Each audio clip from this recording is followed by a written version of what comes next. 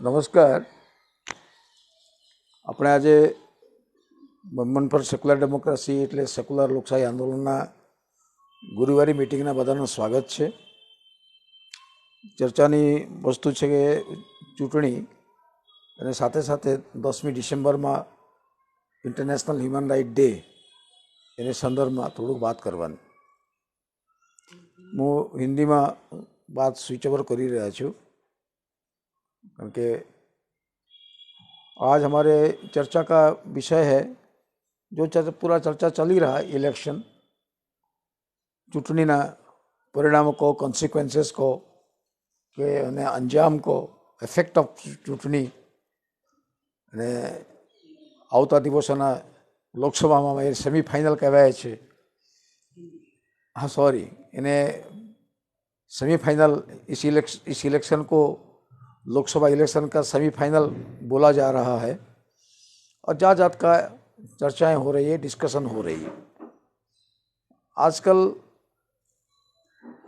लोग इलेक्शन के बारे में ज़्यादा जानते हैं, एक्सपर्टाइज ओपिनियन की शायद ज़रूरत होती नहीं है. लोग ही खुद एक्सपर्टाइज ओपिनियन देते हैं क्योंकि इतना एक्सपोजर है इलेक्शन से पहले और इलेक्शन के बाद, और इसको लेकर इतना सारे चर्चा हो रही है, डिफरेंट चैनल्स में, पेपर्स में एनालिसिस हो रहे हैं और कुछ कुछ कॉमन लोग भी अपने अपने ओपिनियन को रखते हैं. तो 3 स्टेट का इलेक्शन हुआ, नॉर्थ इंडिया का, राजस्थान, मध्य प्रदेश और छत्तीसगढ़, और आंध्र प्रदेश, सॉरी तेलंगाना का. अभी भी मिजोरम का भी हुआ. तो 5 इलेक्शंस. तो 5 इलेक्शंस में 3 प्रकार का ट्रेंड है. सबसे मिजोरम का ट्रेंड एकदम बिल्कुल अलग प्रकार का है, और जो चुनावी में जो डिस्कशन कर रहे हैं, बात कर रहे हैं, वो कह रहे हैं कि ये एक नया ट्रेंड शुरू हुआ क्योंकि ये एक्स IPS ऑफिसर्स इतनी उम्र में वो जो सब चलता था मिजोरम में, उस अलग प्रकार का इलेक्शन हुआ, अलग प्रकार का गठबंधन हुआ, अलग प्रकार का सरकार बनेगा. ये एक बात वो मिजोरम को लेके बोल रहे हैं. इसके बारे में हम ज़्यादा डिस्कशन हम कर नहीं पाते हैं, लेकिन बात ऐसा हुआ कि इलेक्शंस में एक जनरल ओपिनियन खड़ा हो रहा था और हुआ कुछ, निकला और कुछ हुआ. हमारे एक मित्र ने हमको कहा, एक बच्चा ने हमको कहा, मैं इसी दिन बाहर था, हमें घर में बातचीत होती थी. उनकी लड़की ने कहा, उनके पिताजी ने कहा पेपर में ऐसा है ऐसा है. तो उन लड़की ने बताया, पिताजी आपको जो पसंद होता है आप वही न्यूज़ देखते हैं, आपको जो पसंद नहीं वो न्यूज़ देखते नहीं है. फिर अब जब दूसरा कुछ होता है तो आपको बड़ा बुरा लगता है. तो शायद ऐसा ही कुछ है. सर हम भी इलेक्शन के नतीजे शायद हम जो चाहते थे कि ऐसे नतीजा निकलेगा, न निकला और कुछ बोल रहे, खोदा पहाड़ निकला चूहा. अब वो भी बाद में, अभी मान लीजिए मध्य प्रदेश का, वहाँ बोला गया कि 15 साल का इनकम्बेंसी फैक्टर, अभी देखिएगा वही बोल रहे हैं, मीडिया बोल रहा है कि 15 साल का जो इनकम्बेंसी फैक्टर जो है वो दिखेगा और इसमें बीजेपी जाएगा और कांग्रेस आएगा. वही मीडिया का ही कैलकुलेशन था. तो अगर ये बात है तो फिर राजस्थान में ये फैला क्यों नहीं? 5 साल का सरकार है और 5 साल में इनकम्बेंसी हो गया, 15 साल का मध्य प्रदेश में नहीं हुआ. तो यहाँ व्यक्ति की आरोप है, ये व्यक्ति ऐसा है, वो व्यक्ति ऐसा है, और वहाँ मोदी जी का मैजिक है. सिमिलरली छत्तीसगढ़ में अभी बघेल सरकार 15 साल पहले बीजेपी था, बाद में कांग्रेस 5 साल अभी रहा, और बघेल सरकार ये 5 साल में इतना इनकम्बेंसी फैक्टर हो गया कि उड़ गए और बीजेपी आ गए. तो अभी मीडिया वालों का जो डबल जो प्रकार का कंफ्यूजिंग प्रकार का है, मिसलीडिंग जो एनालिसिस है, वेलफेयरिज्म भी है. अभी राजस्थान में कोई वेलफेयरिज्म कम नहीं था, कितना पैसा देना कितना पैसा नहीं देना. सिमिलरली वेलफेयरिज्म तो मध्य प्रदेश में भी हुआ, कांग्रेस ने भी काफ़ी प्रॉमिस किया। राज्य ये छत्तीसगढ़ में भी वेलफेयरिज्म हुआ। ऐसा सुनने को मिला कि बीजेपी ने बोला कि अगर महिलाएं वोट देंगी उनको पावर में तो महिलाओं को 12,000 रुपया साल में मिलेगा। तो बीजेपी ऑफिस में दफ्तर में उस स्टैंप, बीजेपी के स्टैंप के साथ महिलाओं का लाइन लग गई और फॉर्म लेने लग गए। कांग्रेस ने डिक्लेयर किया अगर आप हमको जिताते हैं ना 15,000 देंगे, लेकिन ये शायद लेट हो गए थे लोग। लेकिन कुछ कुछ महिला चालाक थे तो उन्होंने 2 फॉर्म भरा, वो भी भरे। हाँ, ये मतलब इलेक्शन तो लोग को अपॉर्चुनिस्ट कराता है, गरीब आदमी। ये गरीब आदमी जो है वही तो इलेक्शन का मूल पाया है। और हम लोग जो चर्चा डिस्कशन करते हैं वो हम पाया नहीं, हम वोट देने जाते भी हैं, नहीं जाते भी, हम चर्चा करते हैं। इलेक्शन तो गरीब वोटों से ही कोई जीतता है, उनको कुछ पैसा देके या कुछ लालच देके, ऐसा ही होता है। तो इस तरह का हुआ। तो अभी बोला जा रहा है कि छत्तीसगढ़ में मार्जिन बहुत कम है और वाघेल 5 साल का था तो वहाँ वेलफेयर का एक्टिविटीज़ काफ़ी किया उसने, बहुत सारे लोगों, बहुत सारे स्कीम उन्होंने डिक्लेयर किया। तो वहाँ क्यों हारा? तो there are silent about it. क्यों बोलते हैं कि वो ओवर कॉन्फिडेंस में ख़त्म हो गया। वो किसमें? ओवर कॉन्फिडेंस में। और बाकी तो और कुछ चर्चा होती नहीं है। तो चर्चाएं तो भी आप जब चर्चाएं करती हैं वो बहुत जोर शोर से चर्चाएं होती टीवी में। पेपर में थोड़ा साइलेंट चर्चा होता है, न्यूज पेपर्स में जो बायस ने, जो न्यूज पेपर में तो, और कुछ पेपर में तो आया कि मैं अभी भी कुछ नाम नहीं लूँगा किस चैनल का, मोदी इतना पॉपुलर लीडर हो चुके हैं तो अब उनको questionable popular leader of India, बड़े जाने माने क्रिटिक्स, और वो जहाँ पैर रखते हैं वहाँ फिर हवा बह जाती है। कैसी बात होती है वो शादी का? हाँ, तो ऐसी होती है। तो ये ऐसे चर्चाएं जो हो रही है, फिर बोलते हैं कि ये होगा इलेक्शंस का, लोकसभा पोल में इसका रिफ्लेक्शन पड़ेगा। तो naturally BJP is very happy, Congress depressed है। और तेलंगाना में जीत गए, तो तेलंगाना में जो जीत गए इसके एनालिसिस कुछ नहीं हो रहा है।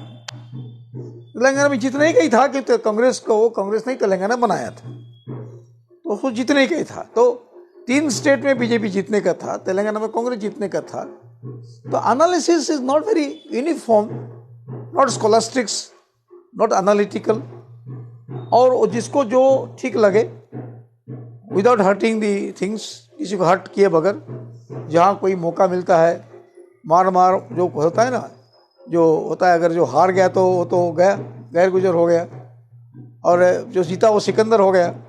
तो यहाँ जो जीता वो सिकंदर, जो हारा वो क्या है?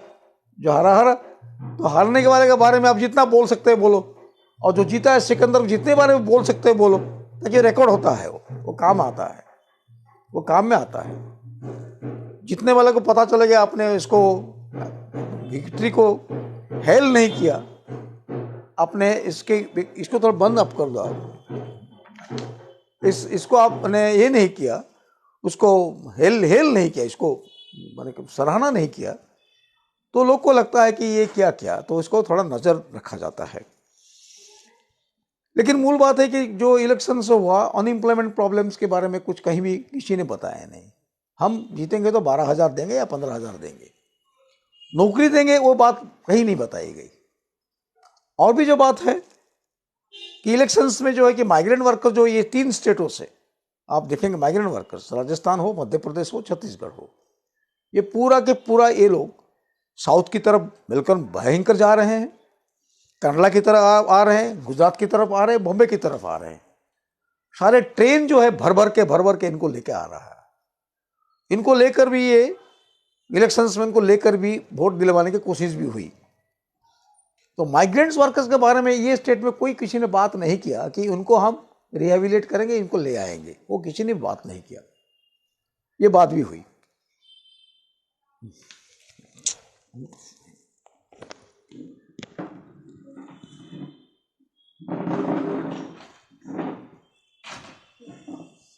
अभी शादी का मौसम है, तो शादी का मौसम में शादियां चलती है तो बाजा बजती है, तो हमारे यहाँ भी शादियाँ की बाजा आपको अच्छा लगे ना लगे, लेकिन यह बाजा बजती तो हमारा डिस्कशन भी डिस्टर्ब होता है।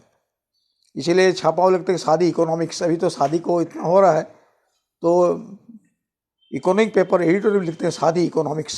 आई थिंक इंडियन एक्सप्रेस में था, तो हमने इसे कमेंट किया कि बर्बाद इकोनॉमिक्स।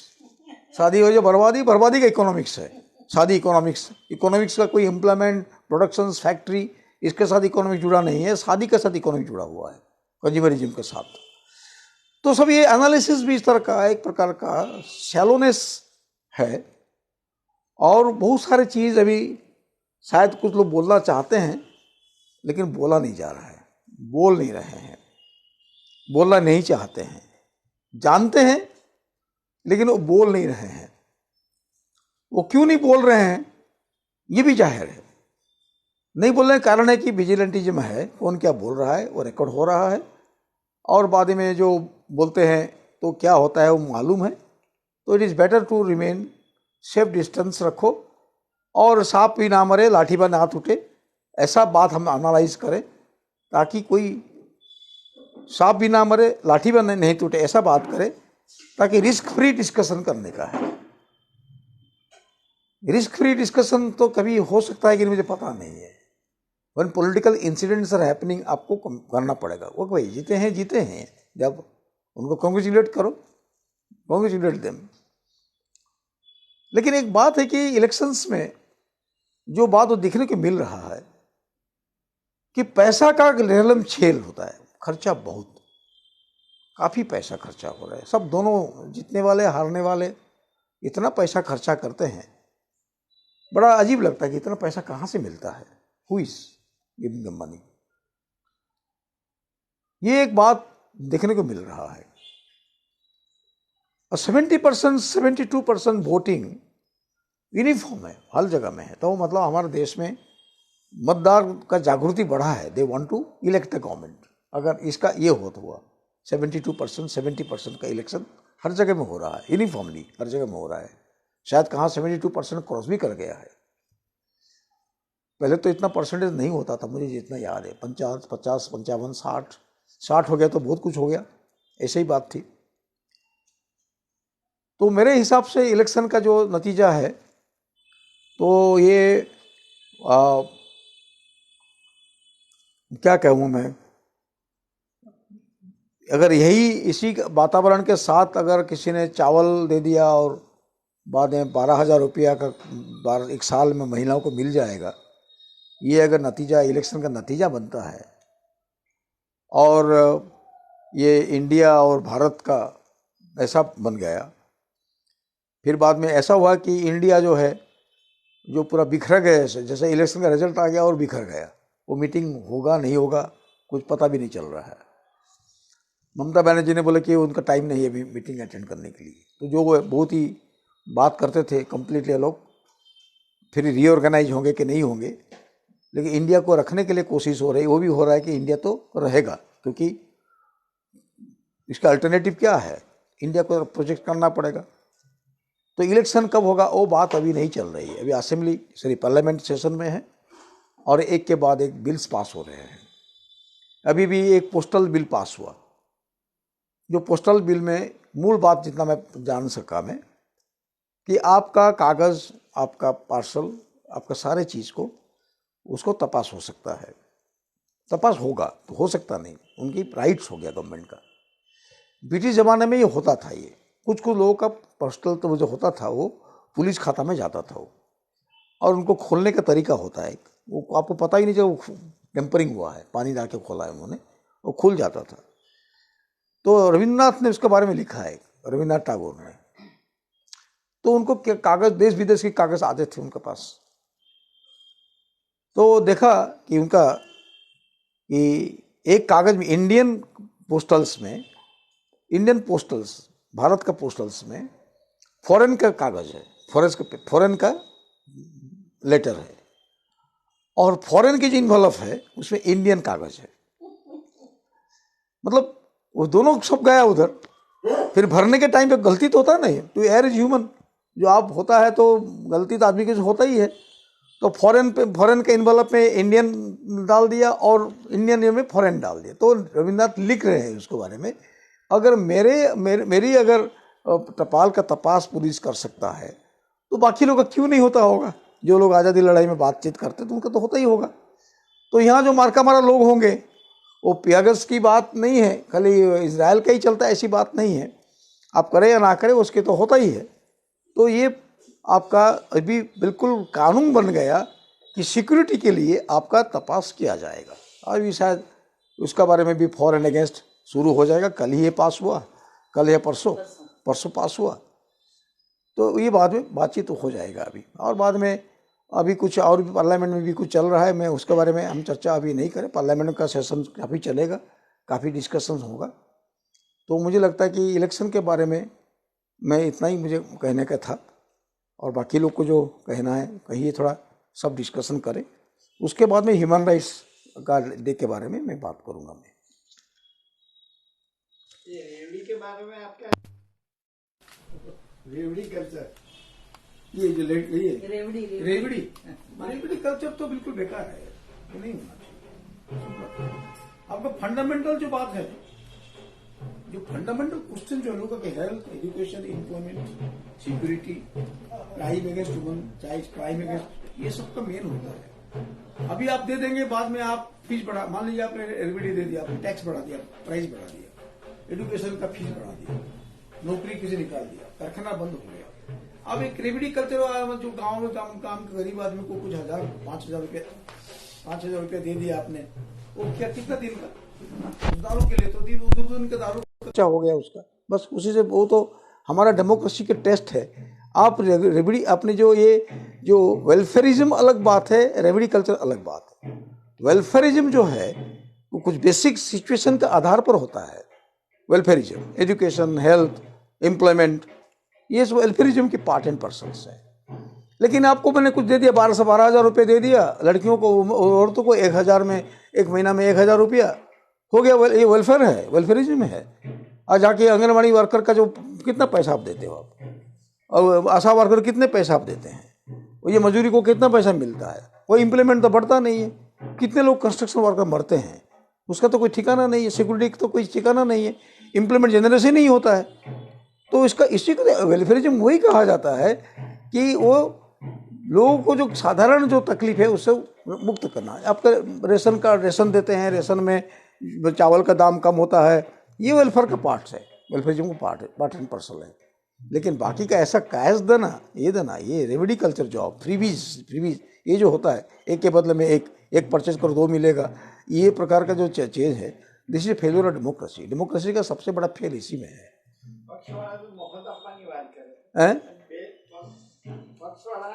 અમુક વસ્તુ મફત આપવાની વાત કરે અને 2 દિવસ પહેલા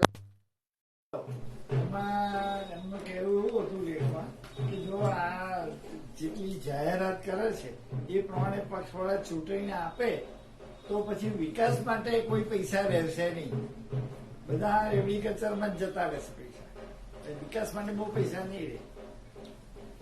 પૈસાની તકલીફ નથી દેશમાં, મારા હિસાબે પૈસાની કોઈ બહુ પૈસા છે દેશમાં, કરોડો પૈસા છે, પૈસાના હાથે લોન કરી કાઢશે, લોન મળે છે। તમે જો અત્યારે હોય 30%, મોર દેન 30% લોકો વ્હીકલ પરચેસ કર્યા દિવાળી ટાઈમમાં, 30% લોકો। અને તમે એટલા બધા પ્રોગ્રામ તો અનાઉન્સ તમે કરો છો, ઘણા બધા પ્રોગ્રામ, ખાલી રાસ્તા બને છે, ખાલી રાસ્તા જેની જરૂર પણ નથી। જે 4 લેન હતા એ 4 લેન 6 લેન થઈ જાય છે, જે 4 લેન હતા એ 2 લેનમાંથી 4 લેન, 4 લેનથી 6 લેન, જબરદસ્તી, કોઈ જરૂરત નહીં। 4 ધામ યાત્રામાં 6 લેન કરવાનું, કોઈ શું જરૂરત છે? ત્યાં ટનલ જ બનાવવાનું, એટલું શું જરૂરત છે? લોકોને પૂછવાનું પણ નહીં। તો પૈસા ક્યાંથી આવે છે? પૈસા આપનાર માણસો વર્લ્ડ બેંક છે, એડીબી છે, ઘણા બધા પૈસા છે, બેંક છે, પૈસા આપે છે, અને એ લોકો એ પૈસા જ આપી રહ્યા છે, અને એમાંથી બધું બને છે બધું, એ પણ છે। એટલે પૈસાની તકલીફ જેને કરવું હોય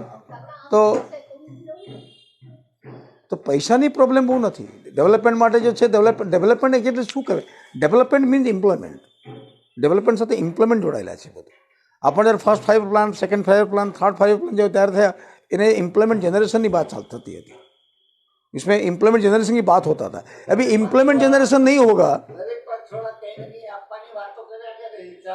એને કોઈ આપતા નથી, કોઈ નથી આપતા, ખુશી કિસી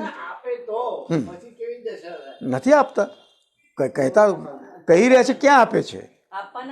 આપ ખાલી એશ્યોરન્સ કરીને જાય છે, પણ ક્યાં આપે છે? બધું નોકરી તો આપતા જ નથી। મૂળ વાત કહું છું, દલિત નોકરી માટે દલિતિઝમ ઊભા કરે, દલિતિઝમ માટે રિઝર્વેશનની વાતો કરે। મને આપણે મ્યુઝિકલ ચેર જેવું છે મને ઇલેક્શન્સમાં, એક ચેર અને બધા ચારે બાજુ ફરતા હોય છે બધું।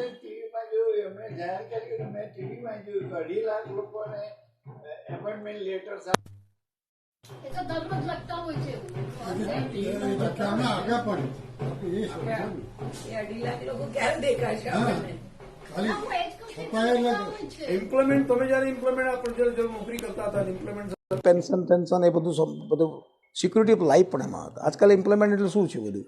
આજે ઇમ્પ્લિમેન્ટ 6 મહિના પછી મને જાઓ, 5 કોન્ટ્રાક્ટ જાઓ, કોઈ સિક્યુરિટી, કઈ સિક્યુરિટી નથી, નો સિક્યુરિટી।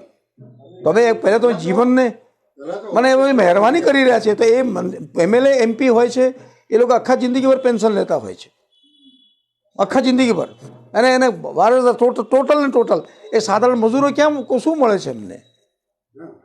શું નથી, કશું તો મને મેડિકલ કાર્ડ આપે છે, હા, there are some development, medical card મળે છે, ટ્રીટમેન્ટ થઈ રહ્યા છે, કોઈ રેશનો પણ મળી રહ્યા છે, ધીઝ આર ડેવલપમેન્ટ્સ, પણ ઇમ્પ્લિમેન્ટ ક્યાં છે? બધાના મેજર પ્રોબ્લેમ છે દેશમાં આપણે ઇમ્પ્લિમેન્ટ। હા, એટલે અગ્નિવીર ગયા 5 વર્ષ માટે ગયા, 5 વર્ષ માટે એ સિક્યુરિટી ગાર્ડ થવાના છે, અને એ અગ્નિવીરને મોકલે છે ક્યાં? કારગિલ અને ત્યાં કાશ્મીરમાં મોકલી રહ્યા છે। જે લોકો રેગ્યુલર આર્મી હતા એ જગ્યાએ એ લોકોને મોકલી રહ્યા છે। હે, હા હા, ને આપ બોલો, ये तो मारे शू करूँ। नहीं इलेक्शन के बारे में आपका ये आप पॉइंट्स लिख के आए, मैं नोट कर रहा हूँ, तो बोल रहे हैं आपका बारी। पहले आप बोल रहे हैं, यू आर इलेक्टिव इलेक्शन। ઇલેક્શનમાં તો કંઈ મને દેખાતું નથી। હવે કોંગ્રેસ વાળા ધમપછાડા કરે છે, સુપ્રીમમાં જવાની છે, આ તો કેવું કે તારું મારું સૈયારું મારું મોડું આગું। ઈવીએમમાં તેલંગાણામાં જીતી ગયા એ ઇલેક્શન અમને ગમી ગઈ, બીજે હાર્યા તો કહીને આ ભાઈ ખોટું થઈ ગયું, એટલે સુપ્રીમ કોર્ટમાં કોંગ્રેસનો પ્લાન બિલકુલ સ્ટેન્ડ કરશે નહીં, નીકળી જશે।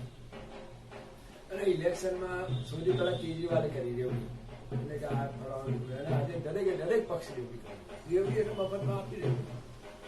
અને અત્યારે સાહેબે કીધું કે સરકાર જોડે બહુ પૈસા છે, મારું માનવું એવું છે કે સરકાર જોડે પૈસા જ નથી।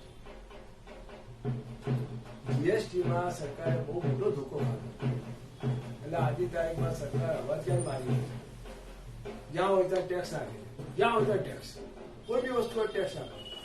સરકારે જે પહેલા નો ડાઉટ જીએસટી લાયા સારું કર્યું, 28% લાયા ત્યાં સારું હતું, એમાં 7.5% એક્સાઇઝ અને 15%ની આસપાસ વેટ, એટલે 27% સમથિંગ થતું હતું, 28% બરાબર નોર્મલ હોવા થઈ કે હમણાં 15 ના 28 થયા। એક્સાઇઝ જોડે પબ્લિક કોઈ લેવા દેવા જ નથી, મેન્યુફેક્ચરને લેવા દેવા છે, પણ જે હોવા થઈ એટલે સરકાર નમી ગઈને 15 કર્યા, 16 કર્યા, 18%। હવે 10%નો જે લોસ થયો, સીધો લોસ થયો, એક્સાઇઝ નીકળી ગઈ, 10%નો બિલકુલ સીધો લોસ થયો, અને અત્યારે 42% ઉપર દેવું જઈ રહ્યું છે। સરકાર 42% દેવું જાય એટલે ક્યાંનું ત્યાં ઉછળ પાછળ થઈ ગયા। તો ભગવાન, આપણે ત્યાં ભગવાનનું રાજ હશે, ગમે ત્યાં ભગવાનની કૃપા હશે, તો દેશ અત્યારે સારી રીતે ચાલી રહ્યો પણ હારી જાય, જોડી જાય, આટલું ઊંડું દેવું જાય એટલે જીડીપીના તમે 42% જાય એટલે હદ થઈ ગઈ, જેને 60% ઉપર કોલેપ્સની સ્થિતિ આવી જાય ધીરે ધીરે। દેશની સ્થિતિ અત્યારે બહુ સારી નથી, કોંગ્રેસનું વલણ સારું નથી, અને આ લોકો એટલી બધી હોવાપો કરે છે। ભાજપમાં એક વસ્તુ છે, ગમે તે માખી મારે, કીડી મારે, ચોપડા ગજુ એમાં હાથી મારે। હવે આજના ટાઇટલમાં છે કે પેલું કાશ્મીરમાં કે આટલી સીટો છે, અને વર્ષોથી છે, પહેલું ઇલેક્શન થયું ત્યાંથી કાશ્મીરમાં એટલી સીટો છે, લોકસભામાં છે, ત્યાંની એસેમ્બલીમાં સીટો છે જ ને સર, મારા ઘરે તમને વધારે ખબર છે, ત્યાં એટલી સીટો ખાલી રહે છે જ, આ પીઓકે ની એટલી સીટો ખાલી રાખે છે, લોકસભામાં ખાલી રાખે છે, 4 સીટો પરમેનન્ટ રહે. હા ખાલી રાખે છે. અને આજે એટલું મોટું ટાઈટલ અમે દેશનું અમે પીઓકે અમારી જોડે મિલાવી દીધું. અને ભાઈ વર્ષોથી છે આ પીઓકે આપણે સીટો ખાલી રાખીએ છીએ, પણ આજે એની પ્રચાર તંત્ર ખરેખર માર્કેટિંગ માસ્ટરી છે. Marketing mastery. હવે પેલું ઇન્કમ ટેક્સ હિડન કલમ છે 23ની. કોઈના મકાનના 2 મકાન હોય, કોઈના તો 1 મકાન મળે ને 1 મકાન ખાલી રાખે. હવે છતાં કોઈને ફસાવો હોય તો મકાનનું તાળું છે, તાળું બાળું મારું તે રહેતા નથી. હવે ઇન્કમ ટેક્સ વાળા જયારે ફસાવો ત્યારે શું કરે કે બીજું મકાન છે તાળું મારેલું છે, જો તમે ભાડે આપો તો તમારે 1 મહિના 1 લાખ રૂપિયા આવક થાય, એનો ટેક્સ તમે બચાવો લાવો. મોદી સાહેબે જો અમે આ કલમ લોકોની જોડે સંપત્તિ ટેક્સ લઈશું, અરે પણ વર્ષોથી જે ઇન્કમ ટેક્સ પણ નો ડાઉટ ભાજપનું આજે પ્રચાર તંત્ર ખરેખર વખાણવા લાગે, એમાં કોઈ શંકા નથી. મને આજનું ટાઇટલ વાંચીને લાગ્યું કે સારું ખરેખર વસ્તુ કેવી છે. પીઓકેની અમે સીટ કરી ભાઈ ભારત, હા ભારત અખંડ રાખવાનું છે. અરે ભારત ક્યારે છૂટવું હતું તો તમે અખંડ રાખવાની વાત કરો. ભારત પહેલેથી જ એક છે. 1947માં 15મી ઓગસ્ટથી આપણું ભારત એક જ છે. હવે ક્યાં અખંડ આવ્યું? પણ મોદી સાહેબ પૂછે આપણે ભારતને એક રાખવાનું છે. અરે ભાઈ એક તો એક છે જ, એમાં તમે તૂટેલા ક્યાં વાત કરો છો? આ બધી વસ્તુ એવી કરે ને હા નામ એટલે લોકો એમ કહે છે. તો અમારે એટલું જ કહેવું છે. દર વર્ષે 7 થી 8 હજાર કરોડપતિઓ દેશ છોડીને જતા રહે છે because of heavy taxation. Heavy taxation એટલું બધું છે કે લોકો દેશ છોડી બીજા દેશમાં જતા રહે. અત્યારે જે બે દિવસની અંદર જે શેર બજારમાં ઉછાળો આવ્યો એમાં અદાણીના બધા શેરો હાઈ થઈ ગયા. બરાબર કોને કર્યા? 2 નંબરિયા ભાજપિયા હોય સામે રોક્યા અને વિજિન 2 નંબરના ભાઈ થઈ ગયા. અદાણીને અમેરિકાથી કે હિડનબર્ગનો જે રિપોર્ટ છે એ અમે સ્વીકારતા નથી, એટલા માટે ઊંચું થયું. આ 2 દિવસ ના લેટર આવી ગયો છે. આ 2 નંબરના પૈસા અંદર રોકાઈ ગયા છે અને ગાડી પાછા ભાઈ થઈ જાય. 2 નંબર તો બધા જોડે છે, એ વસ્તુ નથી. એકચ્યુઅલી હિડનબર્ગનો રિપોર્ટ અમેરિકન સરકારે રિજેક્ટ કર્યો, એટલા માટે અદાણીનું ઊભું થયું. હજી સુપ્રીમ કોર્ટ બાકી છે. સુપ્રીમ કોર્ટ તો બાકી. સુપ્રીમ કોર્ટ તો હવે કયા ગુરુ છે? સુપ્રીમ કોર્ટ બી ચંદ્રચૂડ હાથ નથી મુકા દે, પણ એમાં આ લોકો પાસે પ્રૂફ નથી એવું. ને સીબી પાસે પ્રૂફ નથી કે જે ઓપોનન્ટ જે એડવોકેટ છે ને એ લોકો પાસે પ્રૂફ નથી. ચંદ્રચૂડ હવે બહુ નથી. બહુ strong પહેલા હતું ચંદ્રચૂડનું, પણ હવે કંઈ બહુ ના ના 3 જગ્યાએ ગવર્મેન્ટ ફસાઈ છે ચંદ્રચૂડ ની આવે સુપ્રીમ કોર્ટમાં. પછી આ તે બસકામાં મૂકી દીધું છે 3 ટોપિક. એ 3 તારીખ પછી 3 તારીખ પહેલાની તારીખ નહોતી અપાતી. બધી તારીખો 3 તારીખ પછી આપી દીધી. આ ચંદ્રચૂડ આપી છે અને બાળગીરી બેન્ચો બદલે છે. અરે આજે છાપામાં દુષ્યંત દવે કેટલું લખ્યું કે જજો બધા બદલી જ ગયા છે. જયારે હિયરિંગ હોય તો બી એ ખોટું છે ને. બેન્ચ તમે જે બધું સાંભળો ત્યારે તમે બેન્ચો બદલી કાઢો. રોલર કોસ્ટર નો હા હવે કઈ બહુ તમને જે ભગવાન કરે આપણે જ્યાં સુધી શ્વાસ લે જે લાગે તે એ છે. અત્યારે શું છે? હા એ તો છે જ. રામ રાખે તેમ રહીએ. હવે તો પાછું રામરાજ આવવાનું છે ને. મોદી રાજે રામરાજ મોદી શીખવા રામ 22 જાન્યુઆરી રામરાજ ચાલુ. 22 જાન્યુઆરી મને લાગે છે કે આ લોકો જે છે ને ધર્મગુરુ એવી રીતે બન્યા છે. પહેલા ધર્મ ના આવવાના આશ્રમ શરૂ કર્યા, પછી ચેલાઓને કીધું ગુરુ બનાવી દો, પછી ગુરુથી ભગવાન બની ગયા. અત્યારે બહુ ખરાબ આવે છે. હવે સ્વામિનારાયણ કેવી રીતે બન્યા કે હનુમાન એની ચરણો પર બેસે? એનો બી વિરોધ થયો હતો ને. બહુ વિરોધ થયો. સવાલ આ છે કે ગુરુ ગુરુ પર ચેલા સવાયા કે ભાઈ તમે એને ચડાવી દો ગુરુને. સ્થિતિ બહુ સારી નથી. ઠીક છે આપણે મારી ભાઈ નથી થતો. કોંગ્રેસ વાળા અમે રાતે પેલો મિશ્રા રાતે ગયો 8 વાગે લો સીરીઆઈ નાખે કે જવાની જરૂર હતી, એને અરજી બી આપી દીધી. પણ ક્યાં સ્ટેન્ડ કરે? જો કોંગ્રેસ વાળા રિજેક્ટ કર્યો ને કે અમારે નથી જોયું તેલંગાણા તો થોડો ફેર પડે. આ તો કેવું કે પોતાની સત્તા આવી કે ઈવીએમ સારું છે અને જ્યાં સત્તા નથી ત્યાં ઈવીએમ ખરાબ છે. તો ખુલ્લે સ્ટેન્ડ કરી ના શકે. એવીએમમાં બી ફ્રોડ નથી થતો. એ તો ના એ સાહેબ બોલો. ના. ઈવીએમમાં શું કરજો? મેં ટેસ્ટિંગ કરેલું છે ને. એકચ્યુઅલી શું છે કે પેલા ઈવીએમ થી પેલા કંટ્રોલ મિનિસ્ટ્રી જતું હતું ડાયરેક્ટ. નહીં, જ્યારે સ્ટ્રોંગ રૂમમાં જાય છે ને એ પછી છૂટ થાય એ પ્રકારે નહીં, આ વોટિંગની વાત કરું. ઈવીએમ થી પેલા કંટ્રોલ યુનિટમાં જતી હતી પહેલા સુધી. હવે શું કર્યું છે, ઈવીએમ થી પેલા પેલામાં જાય છે વીવીપેટમાં.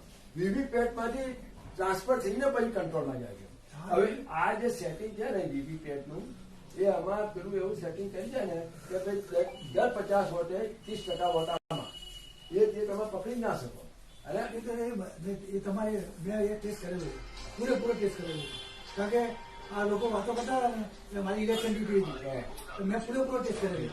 જે સેમ્પલ જે આપવાના હોય ને એ મેં કેટલા 100 સેમ્પલ આપેલા. વહેલા જઈને રાતે ચાલુ કરી દીધું મેં, પણ જેટલા વોટ જેટલાને આપેલા ને એટલા પરફેક્ટ નીકળેલા. હવે એમાં પેલા આઈએસએ રાજાનું આપ્યું, બિહાર વાળા, આ ઝારખંડ વાળા, એને રાજાનું આપી દીધેલું. એને આખી કે વીવીપેટ જે તમે વચ્ચે નાખ્યું છે કંટ્રોલ યુનિટ અને ઈવીએમ ની વચ્ચે, એ આખું ધાંધે બાકી છે. એને કીધું અને પેલો ડીએમ હતો. હવે જો કોંગ્રેસ વાળા ડિમાન્ડ કરાય કે ભાઈ જે બી વીવીપેટમાં જે પર્ચી પડે છે ને એ પર્ચી તમે મતદાન ના આપી બરાબર, તો ટ્રાન્સપરન્ટ ખબર પડે ભાઈ આ કોનો વોટ ગયો છે. કાશ્મીર ઉપર 100% ટેલી કરી લો ને, ટેલી 100% ટેલી તો થાય જ છે. ના 100% નથી ને, સેમ્પલિંગ જ થાય. ઈવીએમ તો વિવાદમાં વસ્તુ રહેવાનું છે, એ તો આ તો બધું ઓલ ધ નહીં, વિવાદમાં કેમ રહે, જીત્યા તો હા, સારા જીત્યા. અને હાર્યા તો ખોટા. અને જીતે કે જીતનારા વાળા પણ કહવું જોઈએ કે હાવ આવ્યો. અને વીવીપેટમાં આના કારણે કેટલું ખર્ચો બચે છે, એ જો ઇન્ડિયા ઉપર કેટલું બર્ડન આવે. ખર્ચાવાળી આપણે ખર્ચાની વાત ને મને થોડો બીજી વાત ટોકિંગ સમથિંગ એલ્સ. ખર્ચાનું કે આપણે જે સેમીફાઇનલ ઓફ ધી ઇલેક્શન્સ ની વાત કરીએ અને આજે સ્ટેન્ડિંગ ઓવેશન જે આપ્યા મોદીજીને આપ્યા પાર્લામેન્ટ, અને બરાબર એને જીત્યા છે. સીડીએ રૂલ્સ પ્રમાણે ના આપી શકાય. ના આજે હા કોંગ્રેસ વાળા જે કરવાનું નથી કરતા અને બીજા બહુ બધામાં કરે છે. બાકી પાર્લામેન્ટની અંદર જ્યારે મોદીની એન્ટ્રી થઈને तीसरी बार सरकार ये ना बोली सकती पार्लियामेंट में. और बात ऐसा है कि मतलब हिंदी में कोई कही रहा छू, हिंदी में बोलूँ छू कि करेक्ट ये सच में क्या है, अभी का इलेक्शन का जो इम्पैक्ट क्या लोकसभा में पड़ेगा. अभी मान लीजिए 2 महीने के 3 महीने के बाद अभी विंटर सेशन चल रहा है. विंटर सेशन के बाद अभी ये ख़त्म हो जाएगा दिसंबर 24-25 को. फिर बाद में जो बिल है वो बिल पास होगा. वो बिल में सबसे बड़ा जो बिल है इसमें, ये तो पोस्टल बिल एक आ गया, बहुत बड़ा खतरनाक बिल.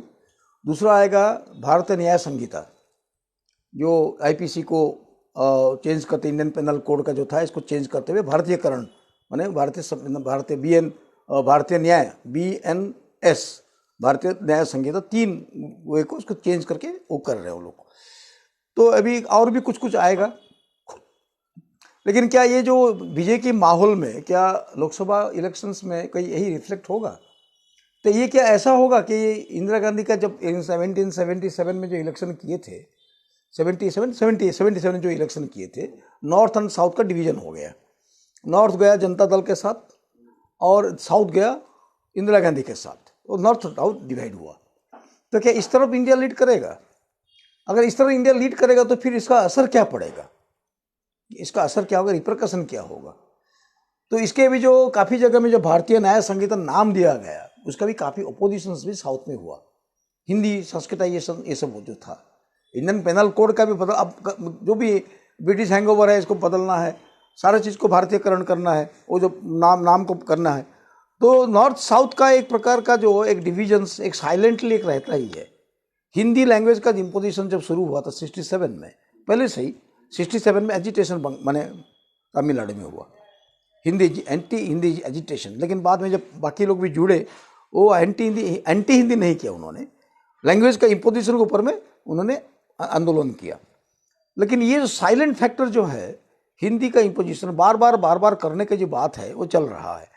तो लोकल फैक्टर लोकसभा इलेक्शंस में क्या लोकल फैक्टर काम नहीं करेगा? तो लोकसभा पोल में क्या खाली नेशनल फैक्टर इंटरनेशनल फैक्टर काम करेगा? क्या लोकसभा इलेक्शंस में इजराइल के बारे में आपका स्टैंड काम नहीं करेगा? What stand you are taking in UNO, और पर्सनल स्टैंड क्या ले रहते हैं, आपका फॉरेन मिनिस्टर क्या स्टैंड ले रहा है, ये क्या मैटर नहीं करेगा? क्या हमारा जो हमारे लोग सिटीजन्स हैं वो क्या बिल्कुल अपना वोट जो देंगे, जो किसी भी चीज़ का अपना जो डिसेंट जो है, जो अपना जो नाराज़गी जो है वो एक्सप्रेस नहीं करेंगे? डर के मारे आपको वोट दे देंगे। तो क्या तमिलनाडु का जो टिपिकलिटीज है या छत्तीसगढ़ का जो टिपिकलिटीज है, उड़ीसा का जो टिपिकलिटीज, उड़ीसा का विचित्र है। उड़ीसा में तो अभी कोई पॉलिटिकल पार्टी कुछ है या नहीं, कुछ पता ही नहीं चलता है।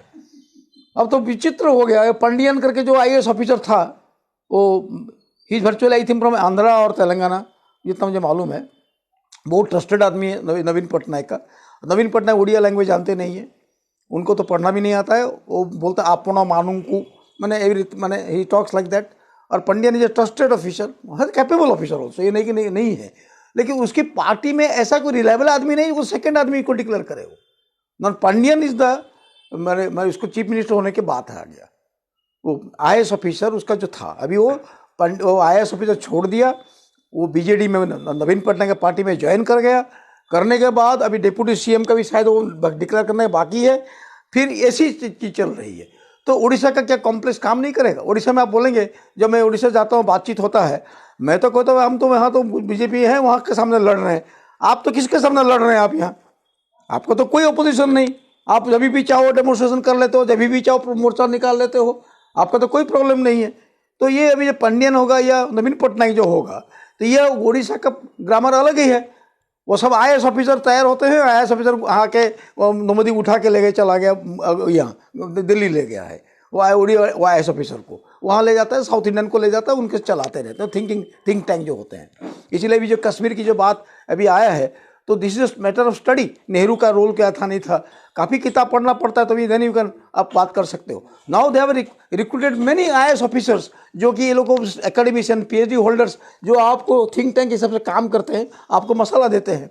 तो बहुत जगह में, महाराष्ट्र में, अभी मैं बॉम्बे जाके आया, बॉम्बे में आपको विल बी एस्टोनिश। और आपको मैं, वहाँ मिनिस्ट्री चल नहीं रही है, government is not in operations, government काम ही नहीं कर रहा है, लेकिन गवर्नमेंट चल रहा है, बस चल रही है, ट्रेन चल रही है, सब चल रहा है, गटर साफ हो रहा है, इलेक्ट्रिसिटी चल रहा है, सब चल रहा है। तो बोलिए सरकार की जरूरत है? Do you need a government? अगर एग्जीक्यूटिव सरकार चला लेता है तो इलेक्टेड गवर्नमेंट है, शिंदे हो या फडणवीस हो या शरद पवार हो, ये क्या जरूरत है? सच में literally I am telling you, it is not functioning. Nobody is caring the minister, कोई केयर नहीं करता है। वो मिनिस्टर आता है तो कोई खड़ा भी नहीं होता है उधर, क्योंकि वो सब म्यूनसिपल कमिश्नर बॉम्बे चलाता है, मैंने ये मेट्रो जो है वो बॉम्बे का। बाकी जगह में ऐसा ही है सब, municipal commissioner is more powerful than any minister there. तो ऐसा हो गया है। तो कोई आपको सरकार चलाने के लिए छत्तीसगढ़ की वाघेल की जरूरत नहीं है, या और किसी की जरूरत नहीं है।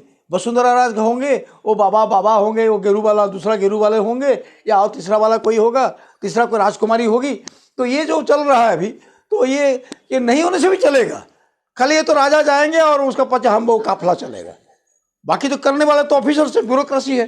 तो अभी जो दिनों में जो हो गया, एक समय में आपको सुना होगा, राजबहादुर शास्त्री, सॉरी गुलजारीलाल नंदा, शायद काउ स्लॉटर, काउ को लेकर जो ये हुआ था, वही बात होम मिनिस्टर जो ये हुआ था, लाठीचार्ज हुआ था, तो उसको लेकर जो हंगामा हुआ, उन्होंने रिजाइन किया था। लाल बहादुर शास्त्री रेलवे मिनिस्टर थे, रेलवे मिनिस्टर उस जमाने में। तो एक्सीडेंट हुआ तो शास्त्री जी उन्होंने रिजाइन किए थे, ये तक था। अब तो ये बाप का तो कोई चला ही नहीं, आप कुछ भी करो, कुछ मोरल रिस्पॉन्सिबिलिटी लेने की जरूरत ही नहीं है। तो एक और मिनिस्टर के साथ में एग्जीक्यूटिव जो सेक्रेटरी, होम सेक्रेटरी है, चीफ सेक्रेटरी है, फिनांस सेक्रेटरी है, उनका तो भी तकरार भी होता था, इवन नेहरू के साथ भी होता था सब, देयर आर रिकॉर्ड्स। तो ये होता अभी नहीं है। अभी जो कहते हैं आपको जो करना है कर डालो, मुझे सही कर दो, और मुझे मेरा परसेंटेज क्या है, मुझे परसेंटेज क्या है, मेरा पार्टी का परसेंटेज कितना जाएगा। तो ये यही चल रहा है अभी। तो ये इलेक्शन में तो मान लीजिए लोकल, मेरा पर्सनल फैक्टर, स्टेट के फैक्टर, लोकल फैक्टर, ये सब काम करेगा। तो महाराष्ट्र में तो अभी मान लीजिए महाराष्ट्र में वहाँ अभी रिजर्वेशन की बात चल रही। सबसे बड़ी बात है रिजर्वेशन का। मराठा कम्युनिटी, जैसे पटेल हमारे यहाँ है, रिजर्वेशन चाहते थे, सेम थिंग वहाँ मराठा लोग चाहते हैं, हमको रिजर्वेशन चाहिए।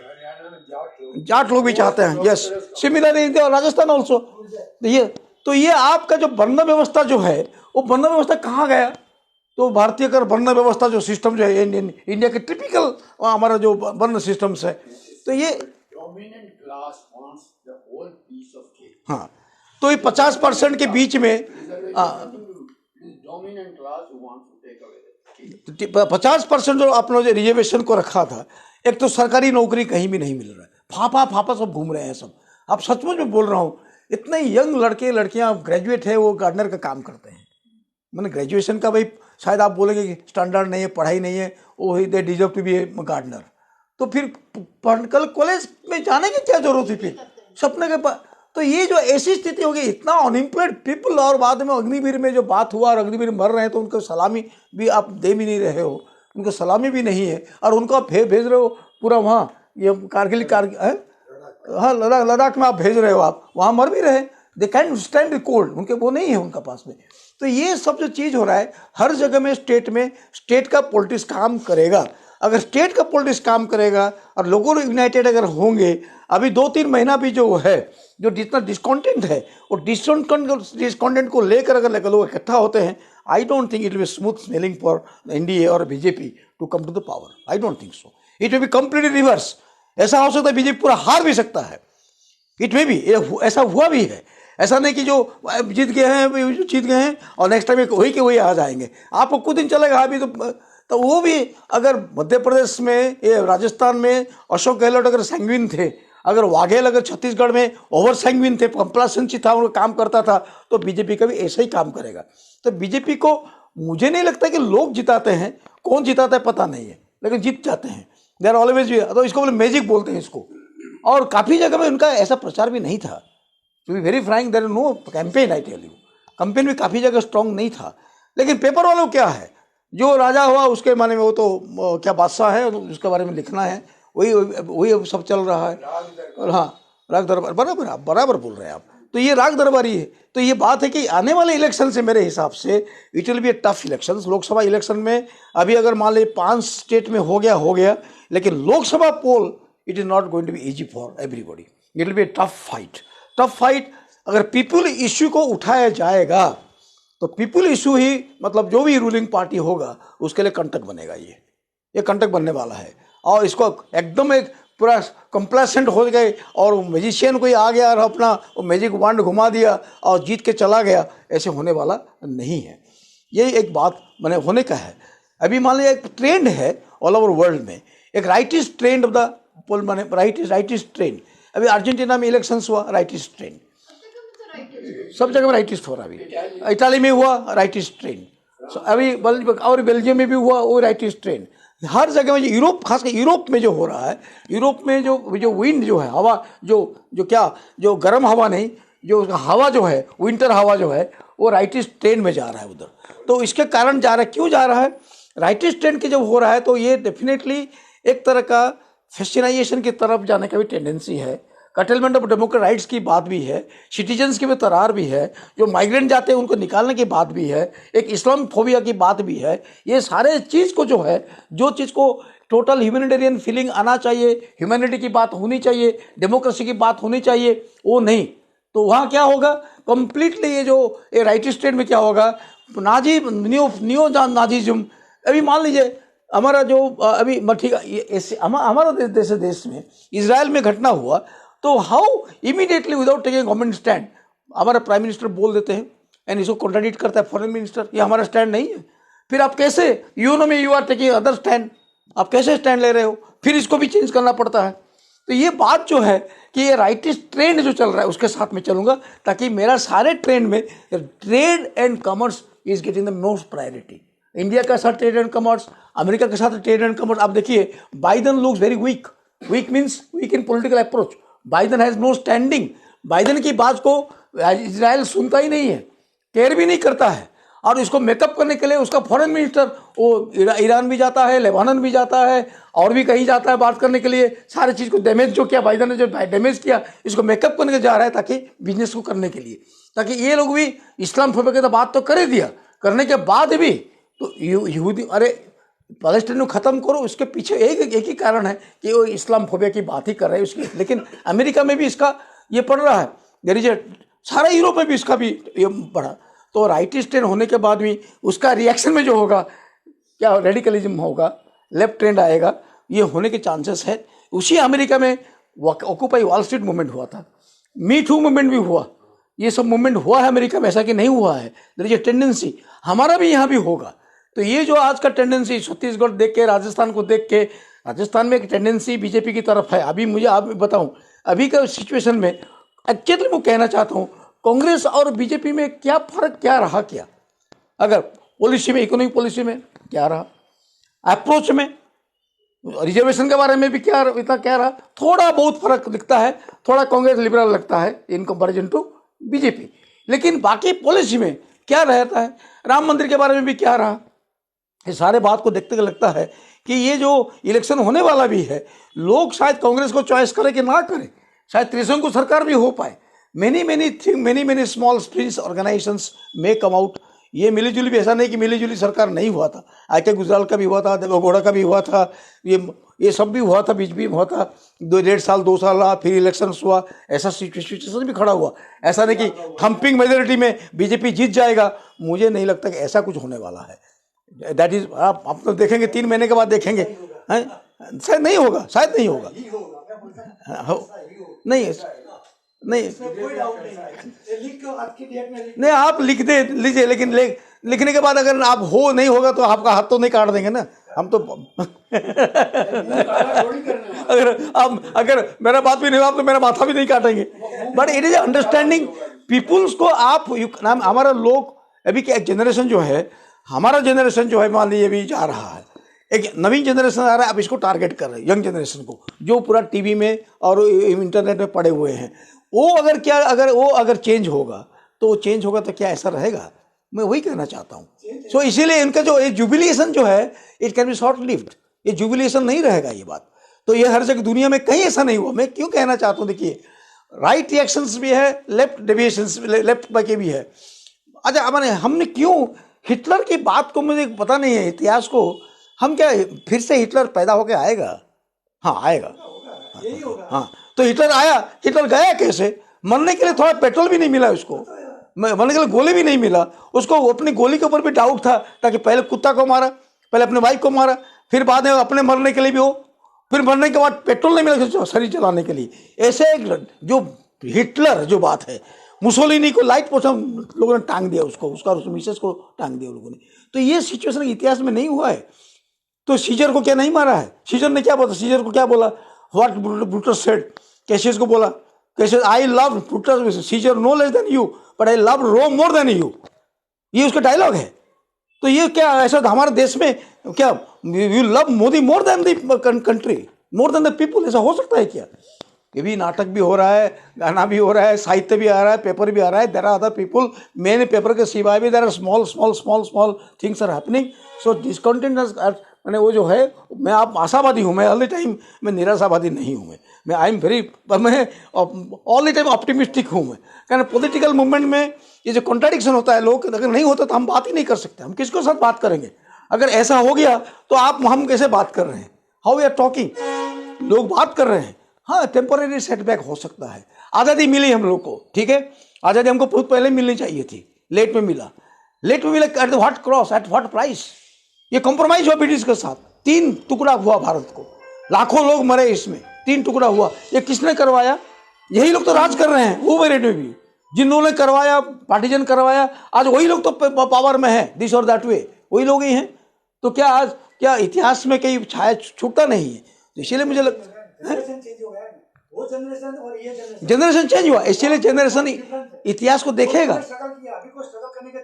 हाँ, लेकिन हाँ, आपका जनरेशन मेरा जनरेशन और आगे का है। तो आपका के पीछे जनरेशन जो है वो ज़्यादा इंक्वायरी भी चाहता है, वो ज़्यादा भी चाहता है, ज़्यादा क्वेश्चन भी करेगा। वो इंडिफरेंट है भी है, the young generation is indifferent. अगर जब वो सोचने लगेगा तो इनका हालत खराब हो जाएगा। यू कैनॉट माने wash the brain all the time, you cannot regiment the mind. Germany में क्या हमें, आप वही तो कह रहा हूँ मैं, जर्मनी में अगर हिटलर के खिलाफ अगर जर्मनी में आवाज़ नहीं होता तो जर्मनी में विक्ट्री नहीं होता। ऐसे चल जाएगा सारा दुनिया में, भारत में। ये लोग जुबिलेशन जो कर रहे हैं, ठीक है, टेम्पररी जुबिलेशन, क्या प्रॉब्लम है? अगर आप लोग पटाखा लेकर रखे, इंडिया हार गया तो पटाखा फोड़ नहीं पाए तो क्या किया जाएगा? दुख की बात है। और हाँ, वो तो पटाखा का काम नहीं किया तो आप हमारा बड़ा प्रधान बैठने के बाद भी कुछ मैजिक भी नहीं हो पाया, तो वहाँ तो नहीं हो पाया क्योंकि Australia was not going to not be bargain. Australia bargain होने वाला नहीं था। तो बात ऐसा कि ये चीज़ होने वाला भी है तो सब बार्गेन हो जाएंगे, वैसा नहीं है। अभी जिस जगह में हुआ, मान लीजिए जहाँ जीता अभी बीजेपी, जहाँ कांग्रेस भी जीता, तो वहाँ अलग नहीं होगा क्या? देखिए अब अलग प्रकार का भी होगा। अब देखिए 2-3 महीना में क्या होता है, व्हाट इज हैपनिंग, इसका you are become thin down. हाँ एनीवे तो ये बात है कि मुझे लगता है कि ये सिचुएशंस विल बी, आप लोग बोलिए, मेरा तो आई थिंक्स पॉलिटिकली सिचुएशन बहुत अच्छी है, लोग चर्चा करेंगे, बात करेंगे, देयर आर प्रॉब्लम्स, और लोग इनकलाब का बात करें या ना करें, भारत माता की जय की बात भी करेंगे, लेकिन लोग रास्ते पर आएंगे, एक मूवमेंट होगा, मूवमेंट के आधार पर इलेक्शन होगा, देर में भी कैन देर कर, और आशा करने में कोई खराबी नहीं है। हाँ, रिजल्ट तो आपका हाथ में नहीं है, सुनिए, रिजल्ट आपका हाथ में नहीं है। लड़की दिखाते हैं, कई दिखाते हैं शादी में, और किसी को शादी करवा देते हैं। लड़की अभी भी चलता है गांव में, जब होता है ना, लड़की दिखा दिया और हो गया, हाँ फिर शादी करने की तरफ दिखा रहे, दूसरा लड़की लेके आया, झगड़ा होता है तो क्या, लड़की तो हो गया, साथ फेरा हो गया, कैसे करोगे इसको? तो आपको ऐसा ही होता है। तो ये जो ऐसा तो मैजिक, यही भी एक मैजिक है। तो ये मैजिक क्या है, इंडिया की जितनी भी पॉलिटिकल पार्टियां हैं उसमें ये जो बीजेपी है इलेक्शन लड़ती है, अभी 24 का शुरुआत कर दिया, और दूसरी पॉलिटिकल पार्टी कोई तैयारी नहीं है अभी, इसलिए वो लोग जीतते हैं, और मार्केटिंग भी अच्छी तरह कर पाते हैं। नहीं ऐसा है, ऐसा क्या है, अभी स्थिति इतनी खराब है, आज कोई भी आदमी को इतनी हार मारी है। आज एक दिन भी तुम बाहर धरना करने जाओ, तुमको लगे साला ये प्रॉब्लम है, मुझे राशन लाना है, मुझे ये करना है, कोई आदमी आज स्ट्रगल करने को तैयार नहीं है। एग्जैक्टली आज उसको इतनी तकलीफ है चारों तरफ से, जैसे अब अभी एनआरसी, अब मेरे पास कोई कागज नहीं है, तो अरे मेरा सिटीजनशिप चला गया, फिर मैं साथ में धक्का खाऊंगा, 2-3 महीने में मुझे कागज मिलेगा तो मैं खुश होऊंगा, हाँ चलो मुझे, अरे भाई मुझे जरूरत ही नहीं है, ये सरकार की, सरकार रिस्पॉन्सिबल। अब ऐसे क्या है, सरकार ने इस प्रकार सबको इस तरह जकड़ लिया है, बांध दिया है कि आदमी इधर से इधर मूव कर ही नहीं सकता। लोग और सबसे ज्यादा युवा स्ट्रगल करता है, जो क्रांति होती है युवा ही करते हैं, कोई बड़े बूढ़े नहीं करते, चांदी वाले एक भी नहीं करते, सब कोलसा वाले ही करते हैं, यानी जिनके काले बाल है बस बेचारे कोई चांदी वाले। लेकिन यूथ लोग करेंगे तो आप उनके साथ जाएंगे ना। लेकिन क्या है कि आज स्थिति इतनी खराब हो गई है कि वो यूथ कहीं पर चल ही नहीं सकता। ये पढ़ाई करो, वो परीक्षा दो, हर हफ्ते उसको एग्जाम है, आज उसकी ये कंपटीशन है, आज उसको ये एग्जाम है, उसको ये करना है, उसको उधर ये करनी है, उधर ये करनी है, जब यूथ अभी बिल्कुल बंधा हुआ है। कंपटीशन उतनी बढ़ा दी है, हाँ, पढ़ाई का तो पढ़ाई वो 85% जिसके लड़का था वो रोता है, अरे क्या हुआ, फेल हो गया, नहीं मेरे 85% है। अरे भाई 85 कितना अच्छा मार्क है, आजकल नहीं है, यानी स्थिति आज इतनी खराब है। ये अभी एक स्टेट ऐसा था कि अभी 4 टोटल स्टेट है, उसमें टोटल 5 नहीं, मिजोरम साइड में करे तो 4 स्टेट का आप देखें तो एक 18 करोड़ 81 लैक्स भाजपा को मिला और 18 करोड़ 92 लैक्स कांग्रेस को मिला। टोटल वोट्स कांग्रेस को ज्यादा मिला है। But why, that is exactly the point. तकलीफ क्या है, विरोध पक्ष को प्रदर्शन है, क्लियर हो गया, विरोध पक्ष वो सही है, अपक्ष हो, लेकिन वो इंडिया में वोटर्स कांग्रेस के ज्यादा है सर। वही पढ़ रही थी, इसमें कांग्रेस को ज्यादा मिला है, 10 लाख ज्यादा मिला है, पर फिर भी क्यों वाई आर लूजिंग? जो जीता सिकंदर है ना, जो जीता सिकंदर है। तेलंगाना में सब वाइप आउट हो गया, सब 1200 वोट। सुनिए, बाद में अलेक्जेंडर कुनु का लड़ाई हुआ, बहुत अलेक्जेंडर कुनु का लड़ाई हुआ, 1200। और एक मुझे इसके बारे में अलेक्जेंडर जीता कि नहीं जीता वो है, वो डाउटफुल है, लेकिन अलेक्जेंडर कभी नहीं बताया वो जीता हुआ। ही नेवर और इसीलिए इसका फिल्म भी बना, ओलिवर स्टोन ने फिल्म बनाया, जो जैकेट के बारे में फिल्म बनाया था, बोला कि it was not a victory for Alexander. तो बात है कि ये लोगों को इतना वोट मिला है तो ये डर तो होगा बीजेपी को, इतना तो वोट बीजेपी कांग्रेस को मिला हुआ है, ये डर तो रहेगा इसको। लेकिन ये जीत है, टेक्निकल विन है, टेक्निकल हार भी हो सकता है। Very 0.1%.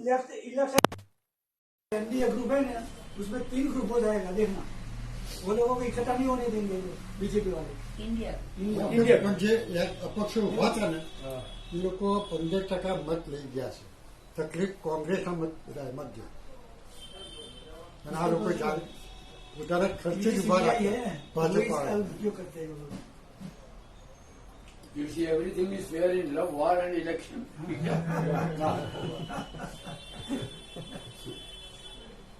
Election is war. You see, एक point elections have become very costly. નહીં કારણ કરપ્શન વધી ગઈ છે. હવે જેટલા પૈસા ખર્ચા કરે કેવી રીતે રિકવર કરે? બ્રિજ તોડીને જ કરે ને. બ્રિજ બનાવે અને બનાવે જ નહીં. 40% મળવાના જ છે. તો પછી election costly. Why election is costly? You see, it is a vicious cycle. Why election is costly? Because cost benefit is high. તમે 10 કરોડ ખર્ચ કરો તો 40 કરોડ મળી જશે. એમને ખબર હોય 40 કરોડ નથી મળવાના તો કોઈ જપ મારીને નહીં જાય. અત્યારે એન્જિનિયરિંગ કોલેજમાં 60% ફેલ થાય, દિવાળી કરે. આપણા કોલેજમાં 60% મળી જાય. IITમાં મળતા જ નથી. તો question is, it has become stratified. Merit 1, second merit, third merit, third not, first not. અને પછી now public has become very discriminating કે પાર્લામેન્ટમાં જુદા સિસ્ટમ છે, લેજિસ્લેટિવમાં જુદા, દિલ્હી એસેમ્બલી જુઓ. અને કેજરીવાલ રેવડીવાલ જેને કહે છે એને શું મળ્યા એસેમ્બલીમાં અને પાર્લામેન્ટમાં 0.